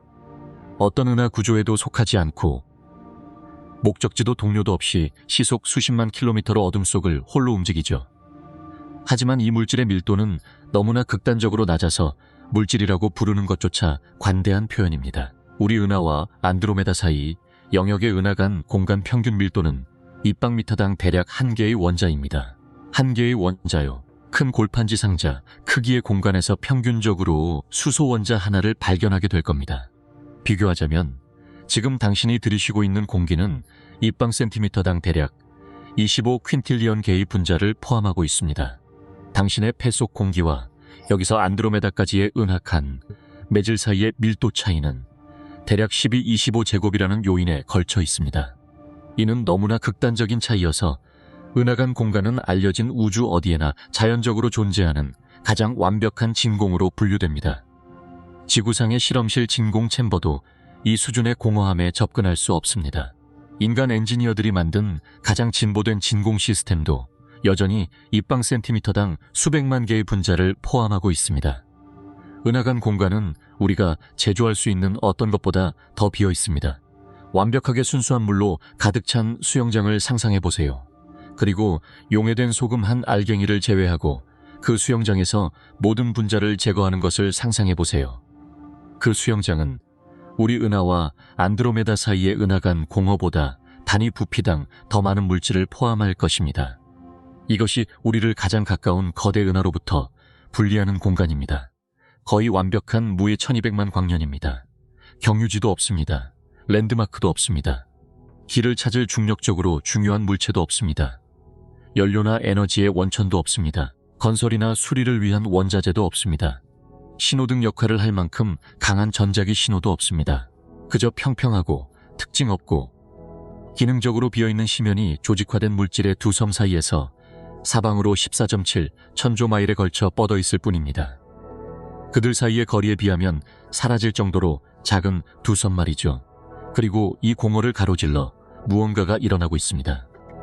안드로메다 은하가 우리 은하를 향해 움직이고 있습니다. 이것은 이론이 아닙니다. 관측적으로 확인된 사실입니다. 증거는 안드로메다의 빛에 대한 분광 분석에서 나옵니다. 물체가 관찰자를 향해 움직일 때 그것이 방출하는 빛의 파장이 압축되어 스펙트럼의 청색 끝으로 이동합니다. 청색 편의로 알려진 이 현상은 경찰 사이렌이 당신을 향해 달려올 때 음높이가 올라가는 것과 같은 접근하는 물체의 동등물입니다. 안드로메다의 빛은 청색 편이 되어 있습니다. 그 은하가 접근하고 있는 것이죠. 이것은 1912년 애리조나주 플래그스태프에 있는 로웰 천문대에서 천문학자 베스토 슬라이퍼에 의해 처음 측정되었으며 안드로메다를 우리 은하에 대해 상당한 속도를 가진 것으로 측정된 최초의 은하 중 하나로 만들었습니다. 그 측정은 그 이후 한 세기 동안 지속적으로 확인되고 정제되었습니다. 안드로메다의 방사 접근 속도에 대한 현재 최선의 추정치는 대략 초당 110km이며 이는 대략 시속 25만 마일로 환산됩니다. 그 속도로 두 은하 사이의 거리는 매초 약 110km씩 줄어듭니다. 지구 1년의 과정 동안 안드로메다는 대략 35억 킬로미터 우리에게 가까워지며 대략 23천문 단위, 즉 지구와 태양 사이 거리의 약 23배입니다. 매년 태양과 천왕성 사이의 거리에 거의 맞먹는 거리가 은하간 간격에서 지워집니다. 빠르게 들리죠? 지구적 관점에서는 확실히 빠릅니다. 시속 25만 마일은 인간이 만든 어떤 물체의 속도도 상당한 차이로 초과합니다. 그러나 그 속도로도 지구와 달 사이의 거리를 약 1시간 만에 횡단할 수 있습니다. 하지만 은하간 공간의 규모와 비교하면 이는 빙하처럼 느린 속도입니다. 초당 110km의 속도로 안드로메다까지의 전체 250만 광년 거리를 닫으려면 대략 40억 년에서 50억 년이 필요합니다. 이는 지구가 이미 존재해 온 시간과 거의 같은 길이입니다. 안드로메다가 우리를 향해 진행하고 있는 여정은 이미 수십억 년 동안 진행 중이며 앞으로도 수십억 년 더 계속될 것입니다. 당신은 결코 그것을 알아차리지 못할 것입니다. 당신의 문명도 결코 알아차리지 못할 것입니다. 이 행성에서 인류가 존재하는 전체 기간, 최초의 호모 사피엔스부터 우리가 결국 맞이할 어떤 종말까지 맨눈 관찰을 통해 밤하늘에서 안드로메다의 위치에 어떤 눈에 보이는 변화라도 감지하기에는 충분히 길지 않을 것입니다. 그리고 여기서 과학은 대중적 서사가 일반적으로 인정하는 것보다 더 복잡해집니다. 수십 년 동안 우리 은하와 안드로메다 상호작용에 대한 표준 설명은 단순 명쾌했습니다. 두 은하는 충돌 코스에 있습니다. 약 40억 년에서 45억 년 후에 정면으로 충돌할 것입니다. 병합은 하나의 거대한 타원 은하를 만들어낼 것입니다. 이 이야기는 수많은 다큐멘터리, 교과서, 대중과학 기사, 그리고 플라네타리움 쇼에 등장했습니다. 이것은 대중천문학에서 가장 널리 알려진 사실 중 하나입니다. 하지만 전체 그림은 더 미묘하며 과학계의 이해는 지난 10년 동안 크게 발전했습니다. 안드로메다의 시선 속도, 즉 우리를 향해 직접 접근하는 속도는 잘 측정되어 있습니다. 초당 110km로 여러 독립적인 연구에 의해 확인되었습니다. 그러나 시선 속도는 두 은하 사이의 직선을 따라 간격이 얼마나 빨리 좁혀지는지만 알려줍니다. 안드로메다가 그 선에 대해 옆으로 어떻게 움직이고 있는지는 알려주지 않습니다. 횡단 속도로 알려진 이 옆쪽 성분은 두 은하가 정면으로 충돌할지, 스쳐 지나가는 타격을 가할지, 또는 첫 접근에서 서로 지나쳐 중력이 나중에 병합을 위해 다시 끌어당기기 전에 지나갈지를 예측하는 데 결정적입니다. 250만 광년 떨어진 은하의 횡단 속도를 측정하는 것은 극도로 어렵습니다. 옆쪽 움직임은 하늘에서 각도 이동으로 변환되는데 이는 아주 작아서 거의 감지할 수 없습니다. 수년 동안 안드로메다의 횡단 속도는 본질적으로 관측에 의해 제약되지 않았고, 대부분의 모델은 단순히 그것이 정면 충돌이 가장 가능성 있는 결과가 될 만큼 충분히 작다고 가정했습니다. 이것은 유럽 우주국의 가이아 우주선으로 바뀌었습니다. 가이아는 전례 없는 정확도로 별의 정확한 위치와 움직임을 측정하도록 설계되었습니다. 배경 쿠이사에 대한 안드로메다, 내 별들의 평균 움직임을 추적함으로써 연구자들은 안드로메다의 횡단 속도에 대한 최초의 견고한 측정치를 생성할 수 있었습니다. 2019년에 가이아 데이터 릴리스, 이를 사용하여 발표된 연구들은 안드로메다의 옆쪽 움직임을 대략 초당 57km로 추정했으며 불확실성은 대략 40에서 70km 사이의 값을 허용합니다. 이것은 무시할 수 없습니다. 상당한 횡단 성분은 두 은하가 완벽하게 직선으로 서로 접근하고 있지 않다는 것을 의미합니다. 그들은 상당한 옆쪽 편차를 포함하는 경로에 있습니다. 이것이 상호작용에 대해 무엇을 의미할까요? 몇 가지가 있으며 모두 이야기에 정직한 불확실성을 도입합니다. 더 높은 횡단 속도는 첫 번째 통과에서 직접적인 정면 충돌을 덜 가능하게 하고 스쳐 지나가는 만남을 더 가능하게 만듭니다. 단일의 극적인 충격 대신 은하들은 초기 근접 비행을 수행할 수 있으며 암흑물질 후광과 외부 항성 집단이 중력적으로 상호작용할 만큼 충분히 가깝게 지나가지만 초기 모델이 예측한 즉각적인 완전한 병합은 없습니다. 첫 번째 통과 후 중력 마찰과 두 은하 사이의 지속적인 상호 인력은 점차 그들의 상대적인 움직임을 늦추고 서로를 향해 다시 끌어당기고 두 번째 접근을 설정할 것입니다. 이 두 번째 만남은 더 가깝고 느리게 진행될 가능성이 높아 더 철저한 중력적 얽힘으로 이어질 것입니다. 후속 통과가 뒤따를 것이며 각각은 은하를 더 가깝게 끌어당기고 더 많은 궤도 에너지를 솟아시켜 결국 첫 근접 접근 후 수십억 년에 걸쳐 잠재적으로 두 시스템이 단일 구조로 합쳐질 것입니다. 이 수정된 시나리오는 완전한 병합을 위한 타임라인을 더 먼 미래로 밀어냅니다. 일반적으로 인용되는 40억에서 45억 년에서 아마도 50억 년, 60억 년 또는 심지어 정확한 궤도, 매개 변수에 따라 100억 년에 가까워질 수 있습니다. 일부 모델은 첫 번째 근접 만남이 대략 45억 년 후에 발생할 수 있지만 최종 병합은 지금으로부터 80억에서 100억 년까지 완료되지 않을 수 있다고 제안합니다. 천체 물리학 공동체에서 무엇이 논쟁되고 무엇이 논쟁되지 않는지 명확하게 진술하는 것이 필수적입니다. 논쟁되지 않는 것은 우리 은하와 안드로메다가 서로 중력적으로 결합되어 있고 접근하고 있다는 것입니다. 시선 청색 편의는 확인되었습니다.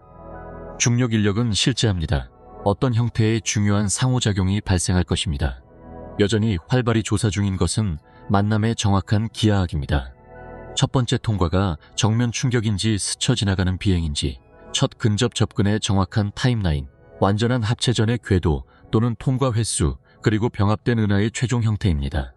이러한 세부 사항은 여전히 정제되고 있는 측정에 의존하며 특히 횡단 속도, 암흑물질 후광을 포함한 두 은하의 총 질량, 그리고 궤도 에너지가 얼마나 빨리 솟아되는지를 지배할 동력학적 마찰 효과에 달려 있습니다. 정직한 과학적 입장은 이것입니다. 충돌은 매우 가능성이 높습니다. 병합은 충분히 긴 시간 규모에 걸쳐 거의 확실합니다. 하지만 만남의 정확한 안무, 250만 광년을 가로질러 서로 접근하는 2조 개의 별 시스템의 순간순간 중력춤은 여전히 연구 중입니다. 정확히 언제 어떻게 일어날지 안다고 말하는 사람은 과도하게 단순화하는 것입니다. 물리학은 원칙적으로 잘 이해되고 있습니다. 초기 조건은 여전히 측정 중입니다. 하지만 타이밍과 기하학에 대한 논쟁을 제쳐두고 더 근본적인 질문을 해봅시다. 은하합병은 실제로 어떤 모습일까요? 대부분의 사람들은 파괴적인 재앙, 불덩어리, 별들의 충돌, 폭발하는 행성들을 상상합니다. 하지만 이 이미지는 거의 완전히 틀렸습니다. 은하합병은 인간이 인식하는 의미에서의 충돌이 전혀 아닙니다. 별들은 서로 부딪히지 않습니다. 이유는 단순합니다. 앞서 탐구했던 그 광활한 공허함과 모든 관련이 있죠. 은하 내의 별들은 그 크기에 비해 정말 엄청나게 먼 거리로 분리되어 있습니다. 태양 근처에서 이웃 별들 사이의 평균 거리는 대략 4광년에서 5광년입니다. 각 별의 지름은 수십만 마일에서 수백만 마일이지만 그들 사이의 간격은 수조 마일에 달합니다. 태양을 볼링공 크기로 줄여서 거대한 성당 중앙에 놓는다면 가장 가까운 이웃 별을 나타내는 볼링공은 수백 마일 떨어진 완전히 다른 도시의 다른 성당에 위치할 것입니다. 별들 사이의 공간은 별 자체의 크기에 비해 너무나 광대해서 은하합병 동안 두 별이 물리적으로 충돌할 확률은 극히 낮습니다. 통계적으로 무시할 수 있는 수준이죠. 전체 합병 시뮬레이션을 수십억 번 실행해도 직접적인 별 충돌은 여전히 극히 드문 현상으로 남을 것입니다. 하지만 중력적으로는 극적인 일이 벌어집니다. 두 은하가 서로 통과하거나 가까이 지나갈 때 수천 광년의 규모에 걸쳐 작동하는 중력은 엄청납니다. 이 조성력은 개별 별들을 접촉시키지 않고도 두 은하를 근본적으로 재구성합니다. 궤도를 왜곡시킵니다. 나선팔을 느립니다. 별들을 완전히 새로운 궤적으로 던져버립니다. 일부는 은하 간 공간으로 긴 루프 경로를 그리며 날아가고 다른 일부는 합병된 은하 중심 깊숙이 끌려갑니다. 우리 은하와 안드로메다를 특징 짓는 우아하고 조직된 나선 구조는 점진적으로 왜곡되고 뒤틀리고 결국 파괴될 것입니다. 첫 근접 조우 이후 수억 년에 걸쳐 다른 혼란스러운 별의 흐름과 껍질로 녹아들 것입니다. 질서 있는 원반 구조는 더 둥글고 덜 조직된 형태로 부풀어 오를 것입니다. 한편 두 은하 내의 가스는 별들과는 매우 다르게 반응합니다. 별들은 조밀하고 넓게 분리되어 있어 직접적인 상호작용 없이 서로의 은하 공간을 통과합니다. 하지만 가스 구름은 확장되어 있고 확산되어 있습니다. 합병 중에 두 은하의 가스가 만나면 충돌하고 압축되고 가열됩니다. 이 압축은 엄청난 파도와 같은 새로운 별 형성을 촉발합니다. 수십억 년 동안 조용했던 두 은하의 영역들이 갑자기 수백만 개의 새로운 별들의 탄생으로 불타오르며 적외선과 자외선 복사로 빛날 것입니다. 천문학자들은 우주 전역의 다른 합병 은하쌍에서 이 현상을 실시간으로 관찰합니다. 지구에 약 6,300만 광년 떨어진 곳에서 현재 충돌하고 있는 두 나선 은하인 더 안테나 은하 같은 시스템은 겹치는 영역에서 모델이 예측한 대로 정확히 별 형성의 장관을 보여줍니다. 안테나 은하는 독특하지 않습니다. 일반적으로 생쥐 은하로 알려진 NGC 4676은 중력 상호작용의 초기 단계에 잡힌 두 나선 은하를 보여줍니다. 느린 동작 사고의 잔해 흔적처럼 바깥쪽으로 흐르는 긴 조석 꼬리가 은하 간 공간으로 수십만 광년 뻗어 있습니다. 약 5억 광년 떨어진 곳에 위치한 수레바퀴 은하는 훨씬 더 희귀하고 폭력적인 기하학을 포착합니다. 작은 은하가 고속으로 더 큰 나선 원반의 중심을 직접 관통하면서 형성된 고리 은하입니다. 압축된 가스의 충격파와 촉발된 별 형성이 우주 연모 표면을 가로질러 퍼지는 물결처럼 확장하는 고리로 바깥쪽으로 방사되었습니다. 작은 은하는 완전히 통과했고 여전히 근처에서 볼 수 있으며 우리 지역 우주 이웃에서는 찾아볼 수 없는 새로운 별들의 관역 구조를 남겼습니다. 이 시스템들은 시뮬레이션이나 이론적 예측이 아닙니다. 중력 상호작용의 다양한 단계에서 관찰된 실제 은하들로 수억 년에 걸쳐 분리된 다양한 단계에서 우리 은하와 안드로메다의 만남이 어떻게 보일지에 대한 시각적 카탈로그를 제공합니다. 천문학자들은 이 시스템들을 우리 은하의 미래를 대리하는 것으로 연구하며 관찰된 특성을 사용하여 결국 우리 은하와 안드로메다 합병을 모델링하는 컴퓨터 시뮬레이션을 보정하고 검증합니다. 이 별폭발 단계는 일시적일 것입니다. 가스의 폭력적인 압축은 우주적 관점에서 사용 가능한 연료를 상대적으로 빠르게 소진시킵니다. 수억 년 내에 쉽게 접근 가능한 가스는 새로운 별로 변환되거나 붕괴하기에는 너무 높은 온도로 가열되거나 새로 형성된 별들의 에너지 출력과 중앙 블랙홀로 떨어지는 가스에 의해 촉발된 활동적인 은하 핵에 의해 합병 영역에서 완전히 배출될 것입니다.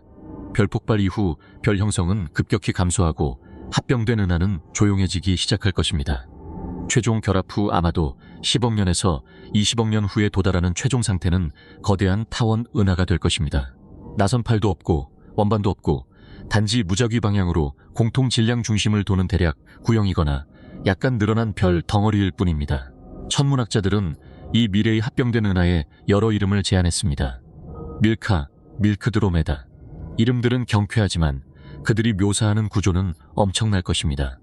중심에 하나 또는 두 개의 초대 질량 블랙홀이 지배하는 총 질량이 2조 태양 질량을 초과할 가능성이 있는 1500조개에서 2조개 사이 어딘가의 별을 포함하는 결합 시스템입니다.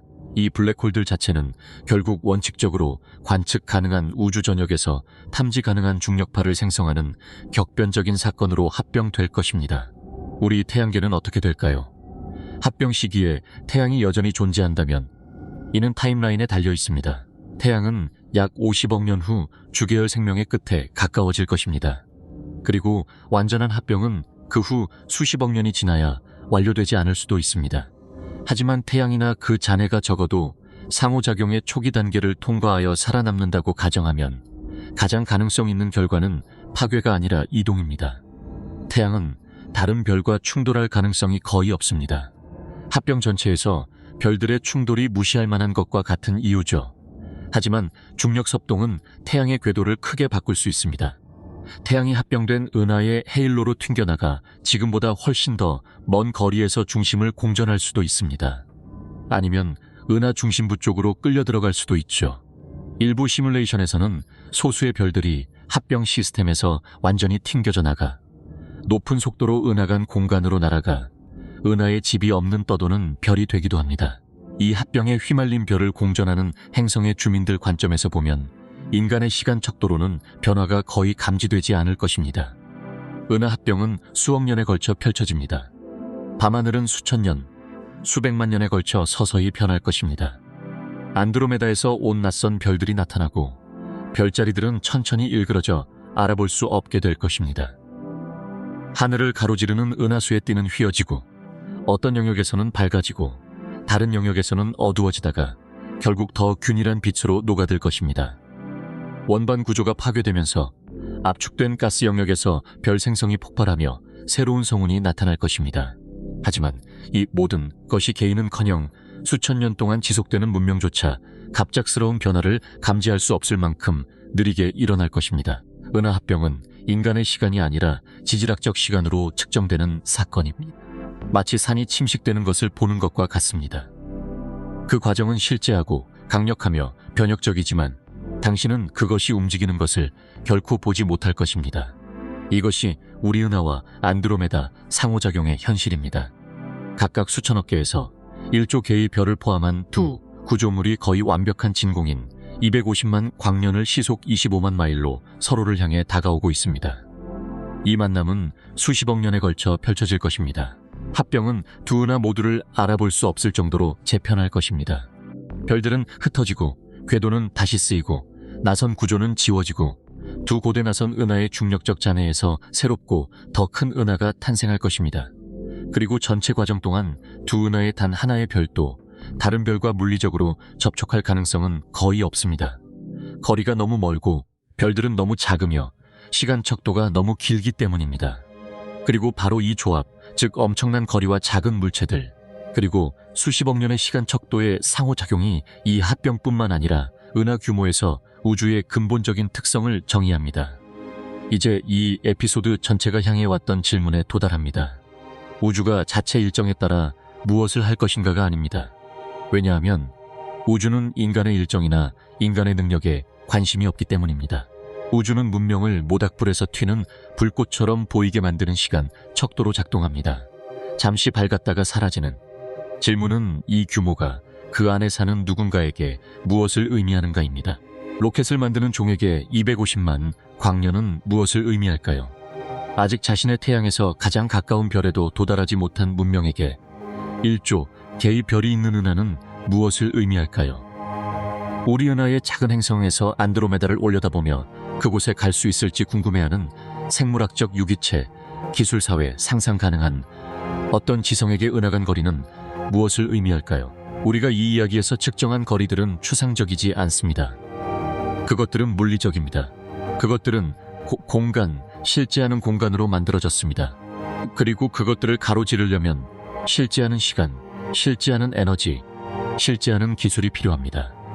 물질이 공간을 통해 얼마나 빨리 이동할 수 있는지, 질량을 가속하는데 얼마나 많은 에너지가 필요한지, 그리고 생물학적 유기체가 얼마나 오래 생존할 수 있는지를 지배하는 물리법칙은 제한이 아닙니다. 그것들은 제약이며 엄격한 제약입니다. 그리고 다음에 올 것은 이러한 제약을 안드로메다까지의 거리와 비교하여 인간의 야망이 상상할 수 있는 것과 우주의 구조가 실제로 허용할 것 사이의 경계가 정확히 어디에 있는지 발견할 것입니다. 그 경계는 당신이 생각하는 것보다 가깝습니다. 그리고 그것은 우리가 지금까지 마주한 어떤 것보다 훨씬 더 절대적입니다. 우리는 이제 모든 것을 측정했습니다. 우리는 지구의 크기를 압니다. 우리는 태양의 크기를 압니다. 우리는 행성들 사이의 거리와 우리 태양계를 채우는 공허함을 압니다. 우리는 수천억 개의 별을 가진 우리 은하의 규모와 22만 광년의 공간에 걸쳐 뻗어있는 1조 개의 태양을 가진 안드로메다, 은하의 엄청난 차원을 압니다. 우리는 우리 은하와 안드로메다 사이의 거리, 즉 사실상 완벽한 진공인 200만 광년, 14.7 천조 마일을 압니다. 우리는 안드로메다가 접근하고 있으며 중력 상호작용이 다가오고 있으며 이 두 은하의 합병이 수십억 년으로 측정되는 시간 척도에 걸쳐 펼쳐질 것임을 압니다. 이 모든 것은 확인되고 측정되고 발표되고 검증된 사실입니다. 숫자는 실제합니다. 거리는 실제합니다. 물리학은 실제합니다. 이제 이 이야기에서 어떤 공학적 낙관주의나 기술적 야망도 완화할 수 없는 부분이 옵니다. 이제 이 여정의 모든 측정이 조용히 향해왔던 질문을 던집니다. 우리가 그 거리를 가로지를 수 있을까요? 어떤 생물학에 의해 지배되는 어떤 기술을 사용하는 어떤 문명이든 그것을 시도하는 존재들에게 의미 있는 시간 내에 우리 은하에서 안드로메다 은하로 여행할 수 있을까요? 답은 파괴적입니다. 그리고 그것은 비관주의가 아니라 산술에서 나옵니다.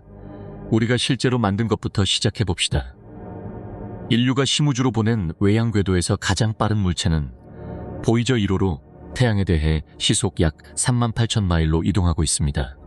그 속도로 보이저 1호는 대략 3억 3,300만 마일을 커버합니다. 빠른 진전처럼 들립니다. 인류가 운송에 적용한 모든 기준으로 볼 때 빠른 진전입니다. 어떤 자동차, 어떤 비행기, 어떤 총알, 인간을 태운 어떤 로켓 추진 차량보다 빠릅니다. 그리고 은하간 거리에 대해서는 터무니없이 재앙적으로 부적절합니다. 시속 38,000마일로 감속 없이 중단 없이 어떤 장애물이나 중력 간섭도 만나지 않고 계속 날아간다고 가정해 봅시다. 보이저 1호가 안드로메다 은하에 도달하는 데 필요한 시간은 대략 440억 년입니다. 440억 년이요. 빅뱅부터 지금 이 순간까지 측정된 우주의 현재 나이는 약 138억 년입니다. 보이저 속도로 안드로메다까지 가는 여정은 우주 전체 나이의 3배 이상이 걸립니다. 우주 자체가 우리의 가장 빠른 우주선이 이 여행을 완료하기에 충분히 오래 존재하지 않았습니다. 만약 보이저 1호가 빅뱅 순간에 발사되어 은하나 별이나 행성이 형성되기도 전 초기 우주를 통과했다 하더라도 지금까지도 안드로메다에 도착하지 못했을 겁니다. 아직도 약 300억 년의 여행이 남아있을 테니까요. 이것이 인간 공학과 은하 간 거리 사이의 심연입니다. 점진적 개선으로 메울 수 있는 간격이 아닙니다. 우리 종이 지금까지 직면했던 그 어떤 것과도 근본적으로 다른 차원의 격차입니다. 2015년의 명왕성을 지나쳐 날아간 뉴호라이즌스 탐사선은 대략 시속 36,000마일의 발사 속도를 달성했습니다. 보이저에 비해 의미 있는 개선을 제공하지 못합니다. 뉴호라이즌스 속도로도 안드로메다까지의 여정은 여전히 수백억 년이 필요합니다. 시속 36,000마일과 38,000마일의 차이는 우주적으로 무관합니다. 두 속도 모두 관련 거리에 비해 너무 느려서 둘 중 하나를 선택하는 것은 뉴욕에서 화성 표면까지 가는 여정에서 두 가지 다른 걸음걸이, 속도 중 하나를 선택하는 것과 같습니다. 파커 솔라 프로브는 어떨까요? 최근 측정에 따르면 이 탐사선은 태양에 가장 가까이 접근할 때 약 시속 43만 마일에 도달하며 태양 기준 인간이 만든 물체 중 가장 빠른 속도 기록을 보유하고 있습니다. 보이저 1호보다 11배 이상 빠릅니다. 인간이 만든 하드웨어가 달성할 수 있는 속도의 진정한 도약을 나타냅니다. 그런데 그 속도로도 안드로메다에 도달하는 데는 여전히 약 39억 년이 걸립니다. 39억 년입니다. 지구는 45억 년 되었습니다. 즉, 인류가 건조한 가장 빠른 물체도 바로 옆 은하에 도달하려면 우리 행성의 현재 나이와 거의 맞먹는 여행 시간이 필요하다는 뜻입니다. 복잡한 다세포 생명체는 지구에서 약 6억 년 동안 존재해왔습니다. 캄브리아기 대폭발부터 바로 이 순간까지 동물의 전체 역사는 파커 솔라 프로브가 필요로 하는 시간의 일부만을 차지합니다. 지구상의 모든 물체를 접촉 시 평평하게 만들 수 있는 속도, 태양계 모든 행성의 탈출 속도를 초과하는 속도, 현재 인간 추진 성취의 절대 정점을 나타내는 그 속도가 우리에게 거의 아무것도 사주지 못합니다. 여행 시간을 터무니없는 것에서 약간 덜 터무니없는 것으로 줄일 뿐입니다. 목적지는 중요한 어떤 요인으로도 도달 불가능한 상태로 남습니다. 하지만 이것들은 기존 기술입니다. 이론적인 것들은 어떨까요? 아직 존재하지 않지만 실제 물리학에 기반을 둔 추진 시스템은요. 학술 논문과 엔지니어링 워크숍에서 논의되는 개념들은요. 언젠가 우주선을 빛의 속도에 의미 있는 비율로 밀어낼 수 있는 설계들 말입니다. 2016년에 발표된 브레이크스루 스타샷 이니셔티브는 지상 기반 레이저 배열을 사용하여 작고 가벼운 탐사선을 빛의 속도의 약 20%까지 가속하는 것을 제안했습니다. 그 속도로 그런 탐사선은 가장 가까운 별인 프록시마 센타우리에 약 20년 만에 도달할 수 있습니다. 야심찬 개념이지만 엔지니어링 도전 과제가 결국 해결되더라도 이 기술은 한 자릿수 광년으로 측정되는 항성 간 거리를 위해 설계된 것이지 수백만 광년으로 측정되는 은하 간 거리를 위한 것이 아닙니다. 하지만 관대하게 가정해봅시다. 우리보다 훨씬 더 발전된 문명이 빛의 속도의 10%로 지속적인 여행이 가능한 조잡한 우주선을 만드는데 성공한다고 가정해봅시다. 이것은 사소한 가정이 아닙니다. 빛의 속도의 10%는 약 시속 6,700만 마일로 보이저 1호보다 거의 2,000배 빠릅니다. 조잡한 차량으로 이 속도를 달성하려면 현재 능력을 훨씬 뛰어넘는 에너지 출력과 추진 효율이 필요하여 이를 생산하기 위한 심각한 엔지니어링 로드맵이 존재하지 않습니다. 하지만 가정을 허용한다면 빛의 속도의 10%로 안드로메다까지의 여정은 2,500만 년이 걸립니다. 2,500만 년입니다. 생물학적 맥락에서 보면 2,500만 년 전 지구에서 현대 유인원의 조상은 아직 현대 구세계 원숭이의 조상으로부터 분기하지 않았습니다. 히말라야 산맥은 여전히 지각 변동력에 의해 적극적으로 위로 밀려 올라가고 있었습니다. 초기 영장류부터 호모 사피엔스까지 현대 인간을 낳은 전체 진화 계통이 이 여행 시간 안에 들어갈 수 있고 여유 공간도 남습니다. 최초의 조잡한 영장류가 올리고새 숲을 통해 그네를 타고 있을 때 빛의 속도의 10%로 출발한 우주선은 대략 지금쯤 안드로메다에 도착할 것입니다. 그 배에 탑승한 승객들은 생물학적 승객이 그런 여정에 대해 상상조차 가능하다면 자신들뿐만 아니라 전체 기능하는 사회, 폐쇄된 생태계, 안정적인 기술 인프라, 그리고 지구상 대부분의 포유류 종이 생존하는 것보다 더 긴 시간 동안 일관된 임무 목적을 유지해야 합니다. 최초 출현부터 멸종까지 포유류 종의 평균 수명은 대략 100만 년에서 200만 년입니다. 빛의 속도의 10%로 안드로메다까지의 여정은 전체 진화 계통을 10배 이상 초과합니다. 속도를 높여봅시다. 빛의 속도의 50%를 가정합니다. 인류 문명의 현재 총 에너지 출력을 훨씬 초과하는 에너지원을 활용해야 하는 거의 이해할 수 없는 속도입니다. 빛의 속도의 50%, 약 시속 3억 3,500만 마일로 안드로메다까지의 여정은 500만 년이 걸립니다. 500만 년 전 오로린 속의 첫 구성원들이 아프리카에 나타나고 있었습니다. 그 작은 뇌를 가진 유인원 같은 호미닌과 당신을 분리하는 모든 것, 모든 도구, 모든 단어, 모든 아이디어, 모든 도시, 모든 전쟁, 모든 과학적 발견은 빛의 절반 속도 우주선이 안드로메다에 도달하는 데 걸리는 시간 안에 일어났습니다. 그리고 그 우주선이 오로지 지속되는 기능을 유지하는 어떤 형태의 지능이든 간에 승객들이나 그들의 후손을 그 전체 기간 동안 부양해야 합니다. 속도를 더 높여봅시다. 빛의 속도의 99%. 이 속도에서는 상대론적 효과가 상당해집니다. 아인슈타인의 특수 상대성 이론은 빛의 속도에 가까운 속도로 움직이는 물체의 경우 시간이 더 천천히 흐른다고 예측합니다. 시간 지연이라 불리는 현상이죠.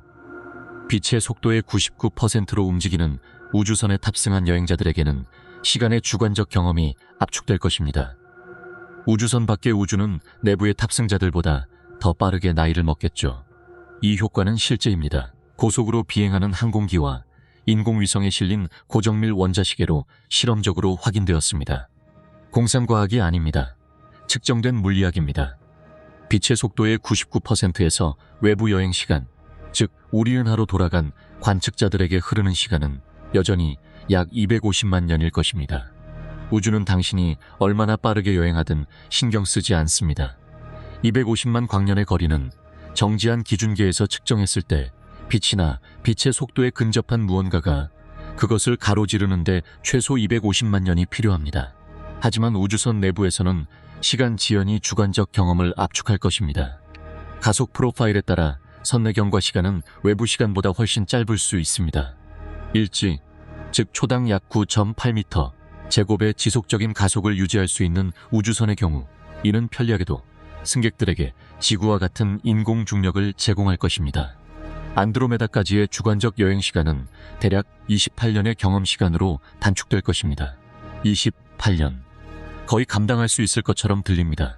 승무원은 젊은 성인기에 탑승하여 중년 후반에 도착할 수 있을 겁니다.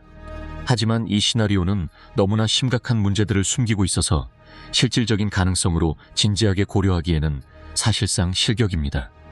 첫째, 250만 광년 여정 동안 일지의 지속적인 가속을 유지하려면 알려진 어떤 연료원이나 이론상의 연료원도 제공할 수 없을 정도로 막대한 에너지 소비가 필요합니다.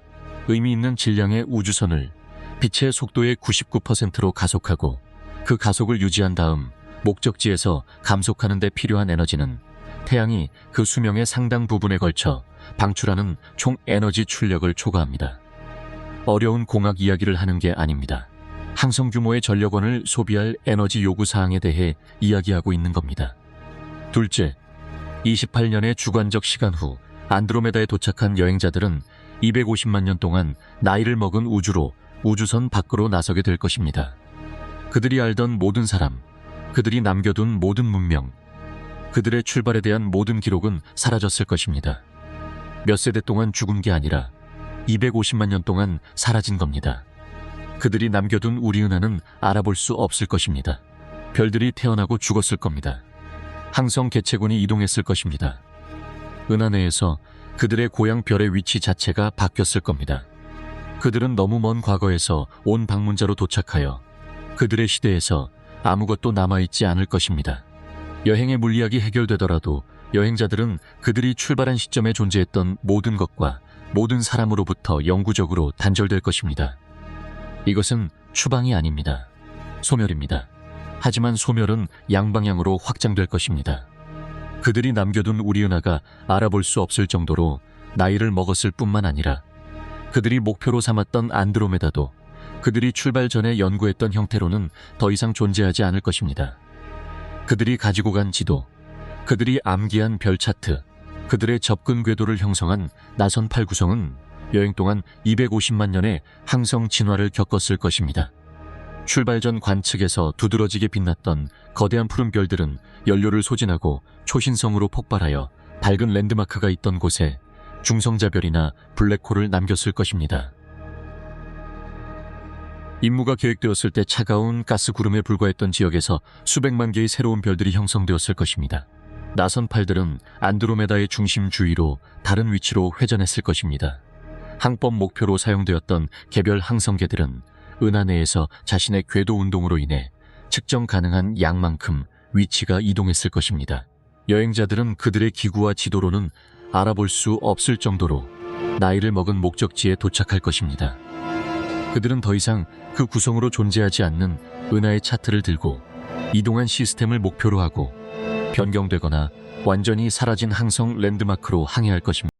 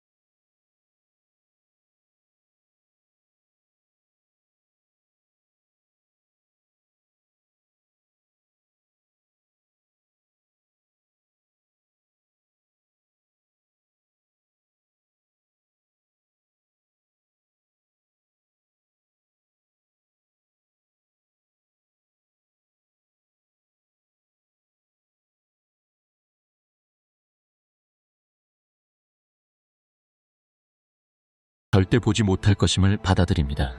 그들의 역할은 여정을 시작하고 미래 세대가 그것을 계속할 수 있을 만큼 충분히 오래 우주선을 유지하는 것입니다. 이 개념은 낭만적인 매력을 가지고 있습니다. 하지만 이 여정을 개인의 인내 테스트에서 진화적 시간 규모에 걸친 집단적 문명 프로젝트로 재구성합니다. 그런데 안드로메다까지의 거리에 적용하면 실질적인 도전 과제들은 불가능과 거의 구별이 되지 않습니다.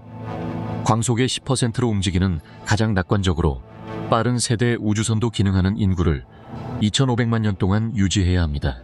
이것이 무엇을 요구하는지 생각해 보세요. 2500만 년 동안 외부 보급 없이 모든 물, 공기, 영양분을 재활용할 수 있는 폐쇄 생태계가 필요합니다. 대략 100만 세대의 인간에 걸쳐 집단적 목적을 유지할 만큼 안정적인 사회 구조가 필요합니다. 지구상 대부분의 종이 존속하는 기간보다 긴 시간 동안 자가 수리와 적응이 가능한 기술 인프라가 필요합니다. 은하간 우주의 가혹한 방사선 환경에서 수백만 년간 지속적으로 사용되면서도 분해에 저항하는 재료가 필요합니다. 선체 도금부터 공기 여과, 식량 생산, 유전적 다양성 관리에 이르기까지 우주선의 모든 단일 구성 요소가 호모 속의 전체 역사를 3배 이상 초과하는 기간 동안 치명적인 고장 없이 작동해야 합니다. 지구상에 살았던 모든 인간, 호모 사피엔스의 30만 년 역사에 걸쳐 대략 1100억 명으로 추정되는 모든 사람이 릴레이 경주에 참여한다고 가정해 봅시다. 각 사람이 한 구간을 달리고 다음 사람에게 바통을 넘깁니다. 그 릴레이는 대략 30만 년의 시간을 커버할 것입니다. 광속의 10%로 안드로메다까지 가는 여정은 그 릴레이를 83번 반복해야 합니다. 중단 없이, 실패 없이, 목적 상실 없이 우리 종의 전체 역사를 83번 완전히 연속으로 반복해야 합니다. 우리가 제조한 어떤 재료도 그 기간 동안 생존하지 못할 것입니다. 우리가 구축한 어떤 사회 구조도 수천 년 이상 지속된 적이 없으며 대부분은 수백 년 내에 붕괴됩니다. 우리가 관찰한 어떤 생태계도 자연적이든 인공적이든 짧은 실험 기간을 넘어 외부 에너지와 물질 공급 없이 폐쇄 루프로 작동한 적이 없습니다. 은하간 거리에 적용되는 세대 우주선 개념은 어려운 공학 문제가 아닙니다. 이것은 범주 오류입니다. 수십 년이나 수세기로 측정될 수 있는 항성간 거리를 위해 설계된 도구를 수백만 년으로 측정되는 은하간 거리에 적용하는 것입니다. 두 문제는 같은 스펙트럼에 있지 않습니다. 강을 헤엄쳐 건너는 것과 대양을 헤엄쳐 건너는 것을 구분하는 것과 같은 종류의 질적 격차로 분리되어 있습니다. 그리고 이것은 이 전체 이야기에서 가장 어려운 깨달음으로 이어집니다. 안드로메다까지의 거리는 단순히 큰 숫자가 아닙니다. 그것은 물리적 경계입니다. 문자 그대로의 벽이 아니라 물질이나 에너지로 만들어진 장벽이 아니라 더 근본적인 무언가입니다. 공간의 기하학, 빛의 속도, 가속의 에너지 요구사항, 그리고 알려진 모든 형태의 생명체의 생물학적 한계에 의해 부과된 경계입니다. 알려진 물리학의 틀 안에서 우리 은하와 안드로메다 사이의 은하간 공원은 아광속 여행에 국한된 모든 생물학적 문명에게 영구적인 분리를 구성합니다. 영구적입니다. 일시적으로 도달할 수 없는 것이 아닙니다. 미래의 기술적 돌파구를 기다리는 것이 아닙니다. 생물학적 종, 문화, 연속적인 기술 발전 라인이 현실적으로 유지할 수 있는 어떤 시간 틀 내에서도 영구적으로 접근 불가능합니다. 이것은 인간의 야망이나 인간의 지능에 대한 진술이 아닙니다. 우주의 구조에 대한 진술입니다. 우주는 은하간 생물학적 여행을 수용하지 않는 규모로 그 구조를 구축했습니다. 별이 형성되고 행성이 응집되고 생명이 진화하도록 허용하는 동일한 물리 법칙이 또한 속도 제한, 에너지 제약, 그리고 은하 내에서 태어난 모든 문명을 그 은하에 가두는 거리 규모를 부과합니다. 우리 은하는 은하간 탐험을 위한 발사대가 아닙니다. 알려진 물리학 내에서 모든 실질적인 목적을 위해 그것을 고향으로 부르는 모든 종에게 접근 가능한 전체 우주입니다. 우리 은하 내에서도 거리는 엄청납니다. 가장 가까운 별은 4.25 광년 떨어져 있습니다. 은하는 10만 광년에 걸쳐 있습니다. 광속의 10%로 항성간 여행을 마스터한 문명은 수백만 년에 걸쳐 우리 은하의 상당 부분을 탐험할 수 있으며 수천 개의 항성계에 걸쳐 스스로를 퍼뜨리고 놀라운 범위의 은하 네트워크를 구축할 수 있습니다. 하지만 은하 내에서 은하간으로의 도약은 한 걸음이 아닙니다. 그것은 심연입니다. 안드로메다까지의 거리는 전체 우리 은하 지름의 25배입니다. 도중에 방문할 별도 없고 수확할 자원도 없고 활용할 중력 보조도 없고 휴식이나 제보급을 제공할 중간 목적지도 없는 250만 광년의 빈 공간을 건너야 합니다. 상상할 수 있는 가장 길고 가장 비어있고 가장 자원이 없는 횡단이며 수백만 년에 걸친 단일의 중단 없는 여정으로 완료되어야 합니다. 개미가 광활하고 특징 없는 사막 한가운데 지구본 위에 서 있다고 상상해 보세요. 그리고 당신이 그 개미에게 다른 지구본이 사막 어딘가에 존재한다고 수킬로미터 떨어진 곳에 그들 사이에는 평평한 모래밖에 없다고 말합니다. 개미는 방향을 이해할 수 있습니다. 심지어 걷기 시작할 수도 있습니다. 하지만 그것이 서 있는 지구본과 볼 수 없는 지구본 사이의 거리는 개미가 가진 모든 능력을 너무나 많은 자릿수만큼 초과하여 그 여정은 무의미할 것입니다. 개미는 거리의 1% 중 일부도 커버하기 전에 죽을 것입니다. 그 후손들이 어떻게든 여정을 계속할 수 있다 해도 같은 한계에 직면할 것입니다. 사막은 단순히 그것을 건너려는 유기체에게 너무 넓습니다. 개미가 결함이 있어서가 아니라, 사막이 적대적이어서가 아니라 하나의 규모가 다른 하나의 능력과 양립할 수 없기 때문입니다. 그것이 인간 문명과 안드로메다까지의 거리 사이의 관계입니다. 우주의 규모는 알려진 모든 형태의 생명체의 생물학적, 에너지적, 시간적 능력과 양립할 수 없습니다. 이것은 상상력의 실패가 아닙니다. 측정되고 정량화되고 검증된 물리적 제약입니다. 그러나 맑은 가을밤에 밖에 서보세요. 안드로메다 자리를 찾아보세요. 고대 천문학자들이 가까운 가스 구름으로 착각했던 그 희미한 빛의 얼룩을 찾으세요. 시선을 거기에 고정하세요. 지금 당신이 보고 있는 것은 당신의 눈에서 250만 광년 떨어진 곳에 위치한 22만 광년 너비의 원반 공간에 걸쳐 타오르는 일조개의 별들이 합쳐진 빛입니다. 오늘 밤 당신의 망막에 들어오는 빛은 당신의 종이 존재하기 전에 그 은하를 떠났습니다. 그 빛은 인간 지능의 전체 진화 역사보다 더 긴 시간 동안 은하 사이의 공허를 가로질러 여행해 왔습니다. 그리고 지금 그것은 당신의 눈 표면에서 여정을 끝내고 있습니다. 망막의 세포들에 의해 전기 신호로 변환되고 시신경을 통해 전달되어 약 3파운드 무게의 대략 20와트의 전력으로 작동하는 뇌에서 처리됩니다. 당신은 거기에 갈 수 없습니다. 당신이 앞으로 만들 어떤 기술도 당신을 거기로 데려갈 수 없을 것입니다. 거리는 너무 멀고 시간은 너무 길고 에너지는 너무 크고 생물학은 너무 연약합니다. 안드로메다는 어떤 인간, 어떤 인류 문명, 그리고 아마도 은하수에서 존재할 모든 생물학적 유기체에게 영원히 물리적으로 닿을 수 없는 곳으로 남을 것입니다. 하지만 당신은 그것을 볼 수 있습니다. 측정할 수 있습니다. 질량을 계산하고 별을 세고 나선팔을 지도화하고 중심 블랙홀을 식별하고 속도를 결정하고 궤적을 예측하고 당신의 고향 은하와의 최종 중력 상호작용을 모델링할 수 있습니다. 이 모든 것을 측정 가능한 기준으로 볼 때 두 은하 중 더 작은 형제인 은하의 조용한 교회에 있는 평범한 별 하나를 도는 단 하나의 행성 표면에서 할 수 있습니다. 은하수는 2천억 개에서 4천억 개 사이의 별을 포함합니다. 현재 추정치에 따르면 1천억 개에서 3천억 개 사이의 행성을 품고 있으며 그중 상당 부분은 핵체 상태의 물이 존재할 수 있는 조건을 허용할 수 있는 모항성의 거주 가능 영역 내에서 궤도를 돌고 있습니다. 이 단 하나의 은하, 우리가 갇혀있는 이곳은 광속의 10%로 여행하는 문명이 끝에서 끝까지 횡단하는데 100만 년이 필요할 정도로 광대한 우주 영토를 제공합니다. 지구에 존재했던 어떤 종도 100만 년 동안 지속적인 기술 문명을 유지한 적이 없습니다. 은하수만으로도 어떤 단일 문명이 태양에 남은 전체 수명 동안 소진할 수 없을 만큼의 공간, 별, 행성, 잠재적 목적지, 답없는 질문, 발견되지 않은 세계를 제공합니다. 우리는 감옥에 갇혀 있지 않습니다. 우리는 거의 탐험을 시작하지 않은 거의 무한한 가능성의 경기장에 갇혀 있습니다. 옆집의 거인인 안드로메다는 그 영토를 2배로 늘립니다. 하지만 물리학이 생물학이 건널 수 없게 만든 간격을 가로질러 2배로 늘립니다. 이것이 우주에서 우리 크기에 대한 무시무시한 진실입니다. 우리가 작다는 것이 아닙니다.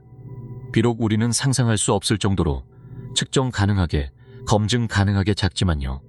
무시무시한 진실은 우리가 수조 개의 은하 중 하나의 은하에 영구적으로 갇힐 만큼 충분히 작지만 바로 옆 은하를 놀라운 정밀도로 측정할 수 있을 만큼 충분히 유능하다는 것입니다. 우리는 닿을 수 없는 것을 볼 수 있습니다. 건널 수 없는 것을 계산할 수 있습니다. 알려진 물리학 내에서 어떤 여행도 결코 횡단할 수 없을 만큼 광대한 구조를 지도할 수 있습니다. 그리고 우리는 방 안에서 망원경으로, 수학으로 한때 사바나를 가로질러 영양을 추적했던 바로 그 3파운드의 뇌로 그것을 할 수 있습니다. 당신은 희미한 전구의 칼로리 동등물로 작동하는 3파운드의 신경 조직입니다. 당신은 7,900마일 너비의 행성에서 80년을 살며 250만 광년의 빈 공간으로 분리된 중력으로 묶인 두 나선 은하 중 더 작은 은하의 4천억 개 중 하나인 별을 돌고 있습니다. 그리고 당신은 그 모든 것을 측정했습니다. 규모는 무섭습니다. 거리는 영구적입니다. 고립은 현실입니다. 하지만 측정도 현실입니다.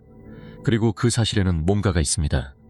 어떤 우주적 거리도 감소시킬 수 없는 정확하고 환원 불가능한 무언가가 있습니다. 이 이야기가 우주에 대한 당신의 시각을 완전히 바꿔놓았다면 채널을 구독하고 좋아요를 눌러주세요. 그리고 댓글로 다음에 어떤 주제를 파헤쳐야 할지 알려주세요. 우리는 측정할 수 있는 모든 것을 측정할 것입니다. 닿을 수 없다 해도요.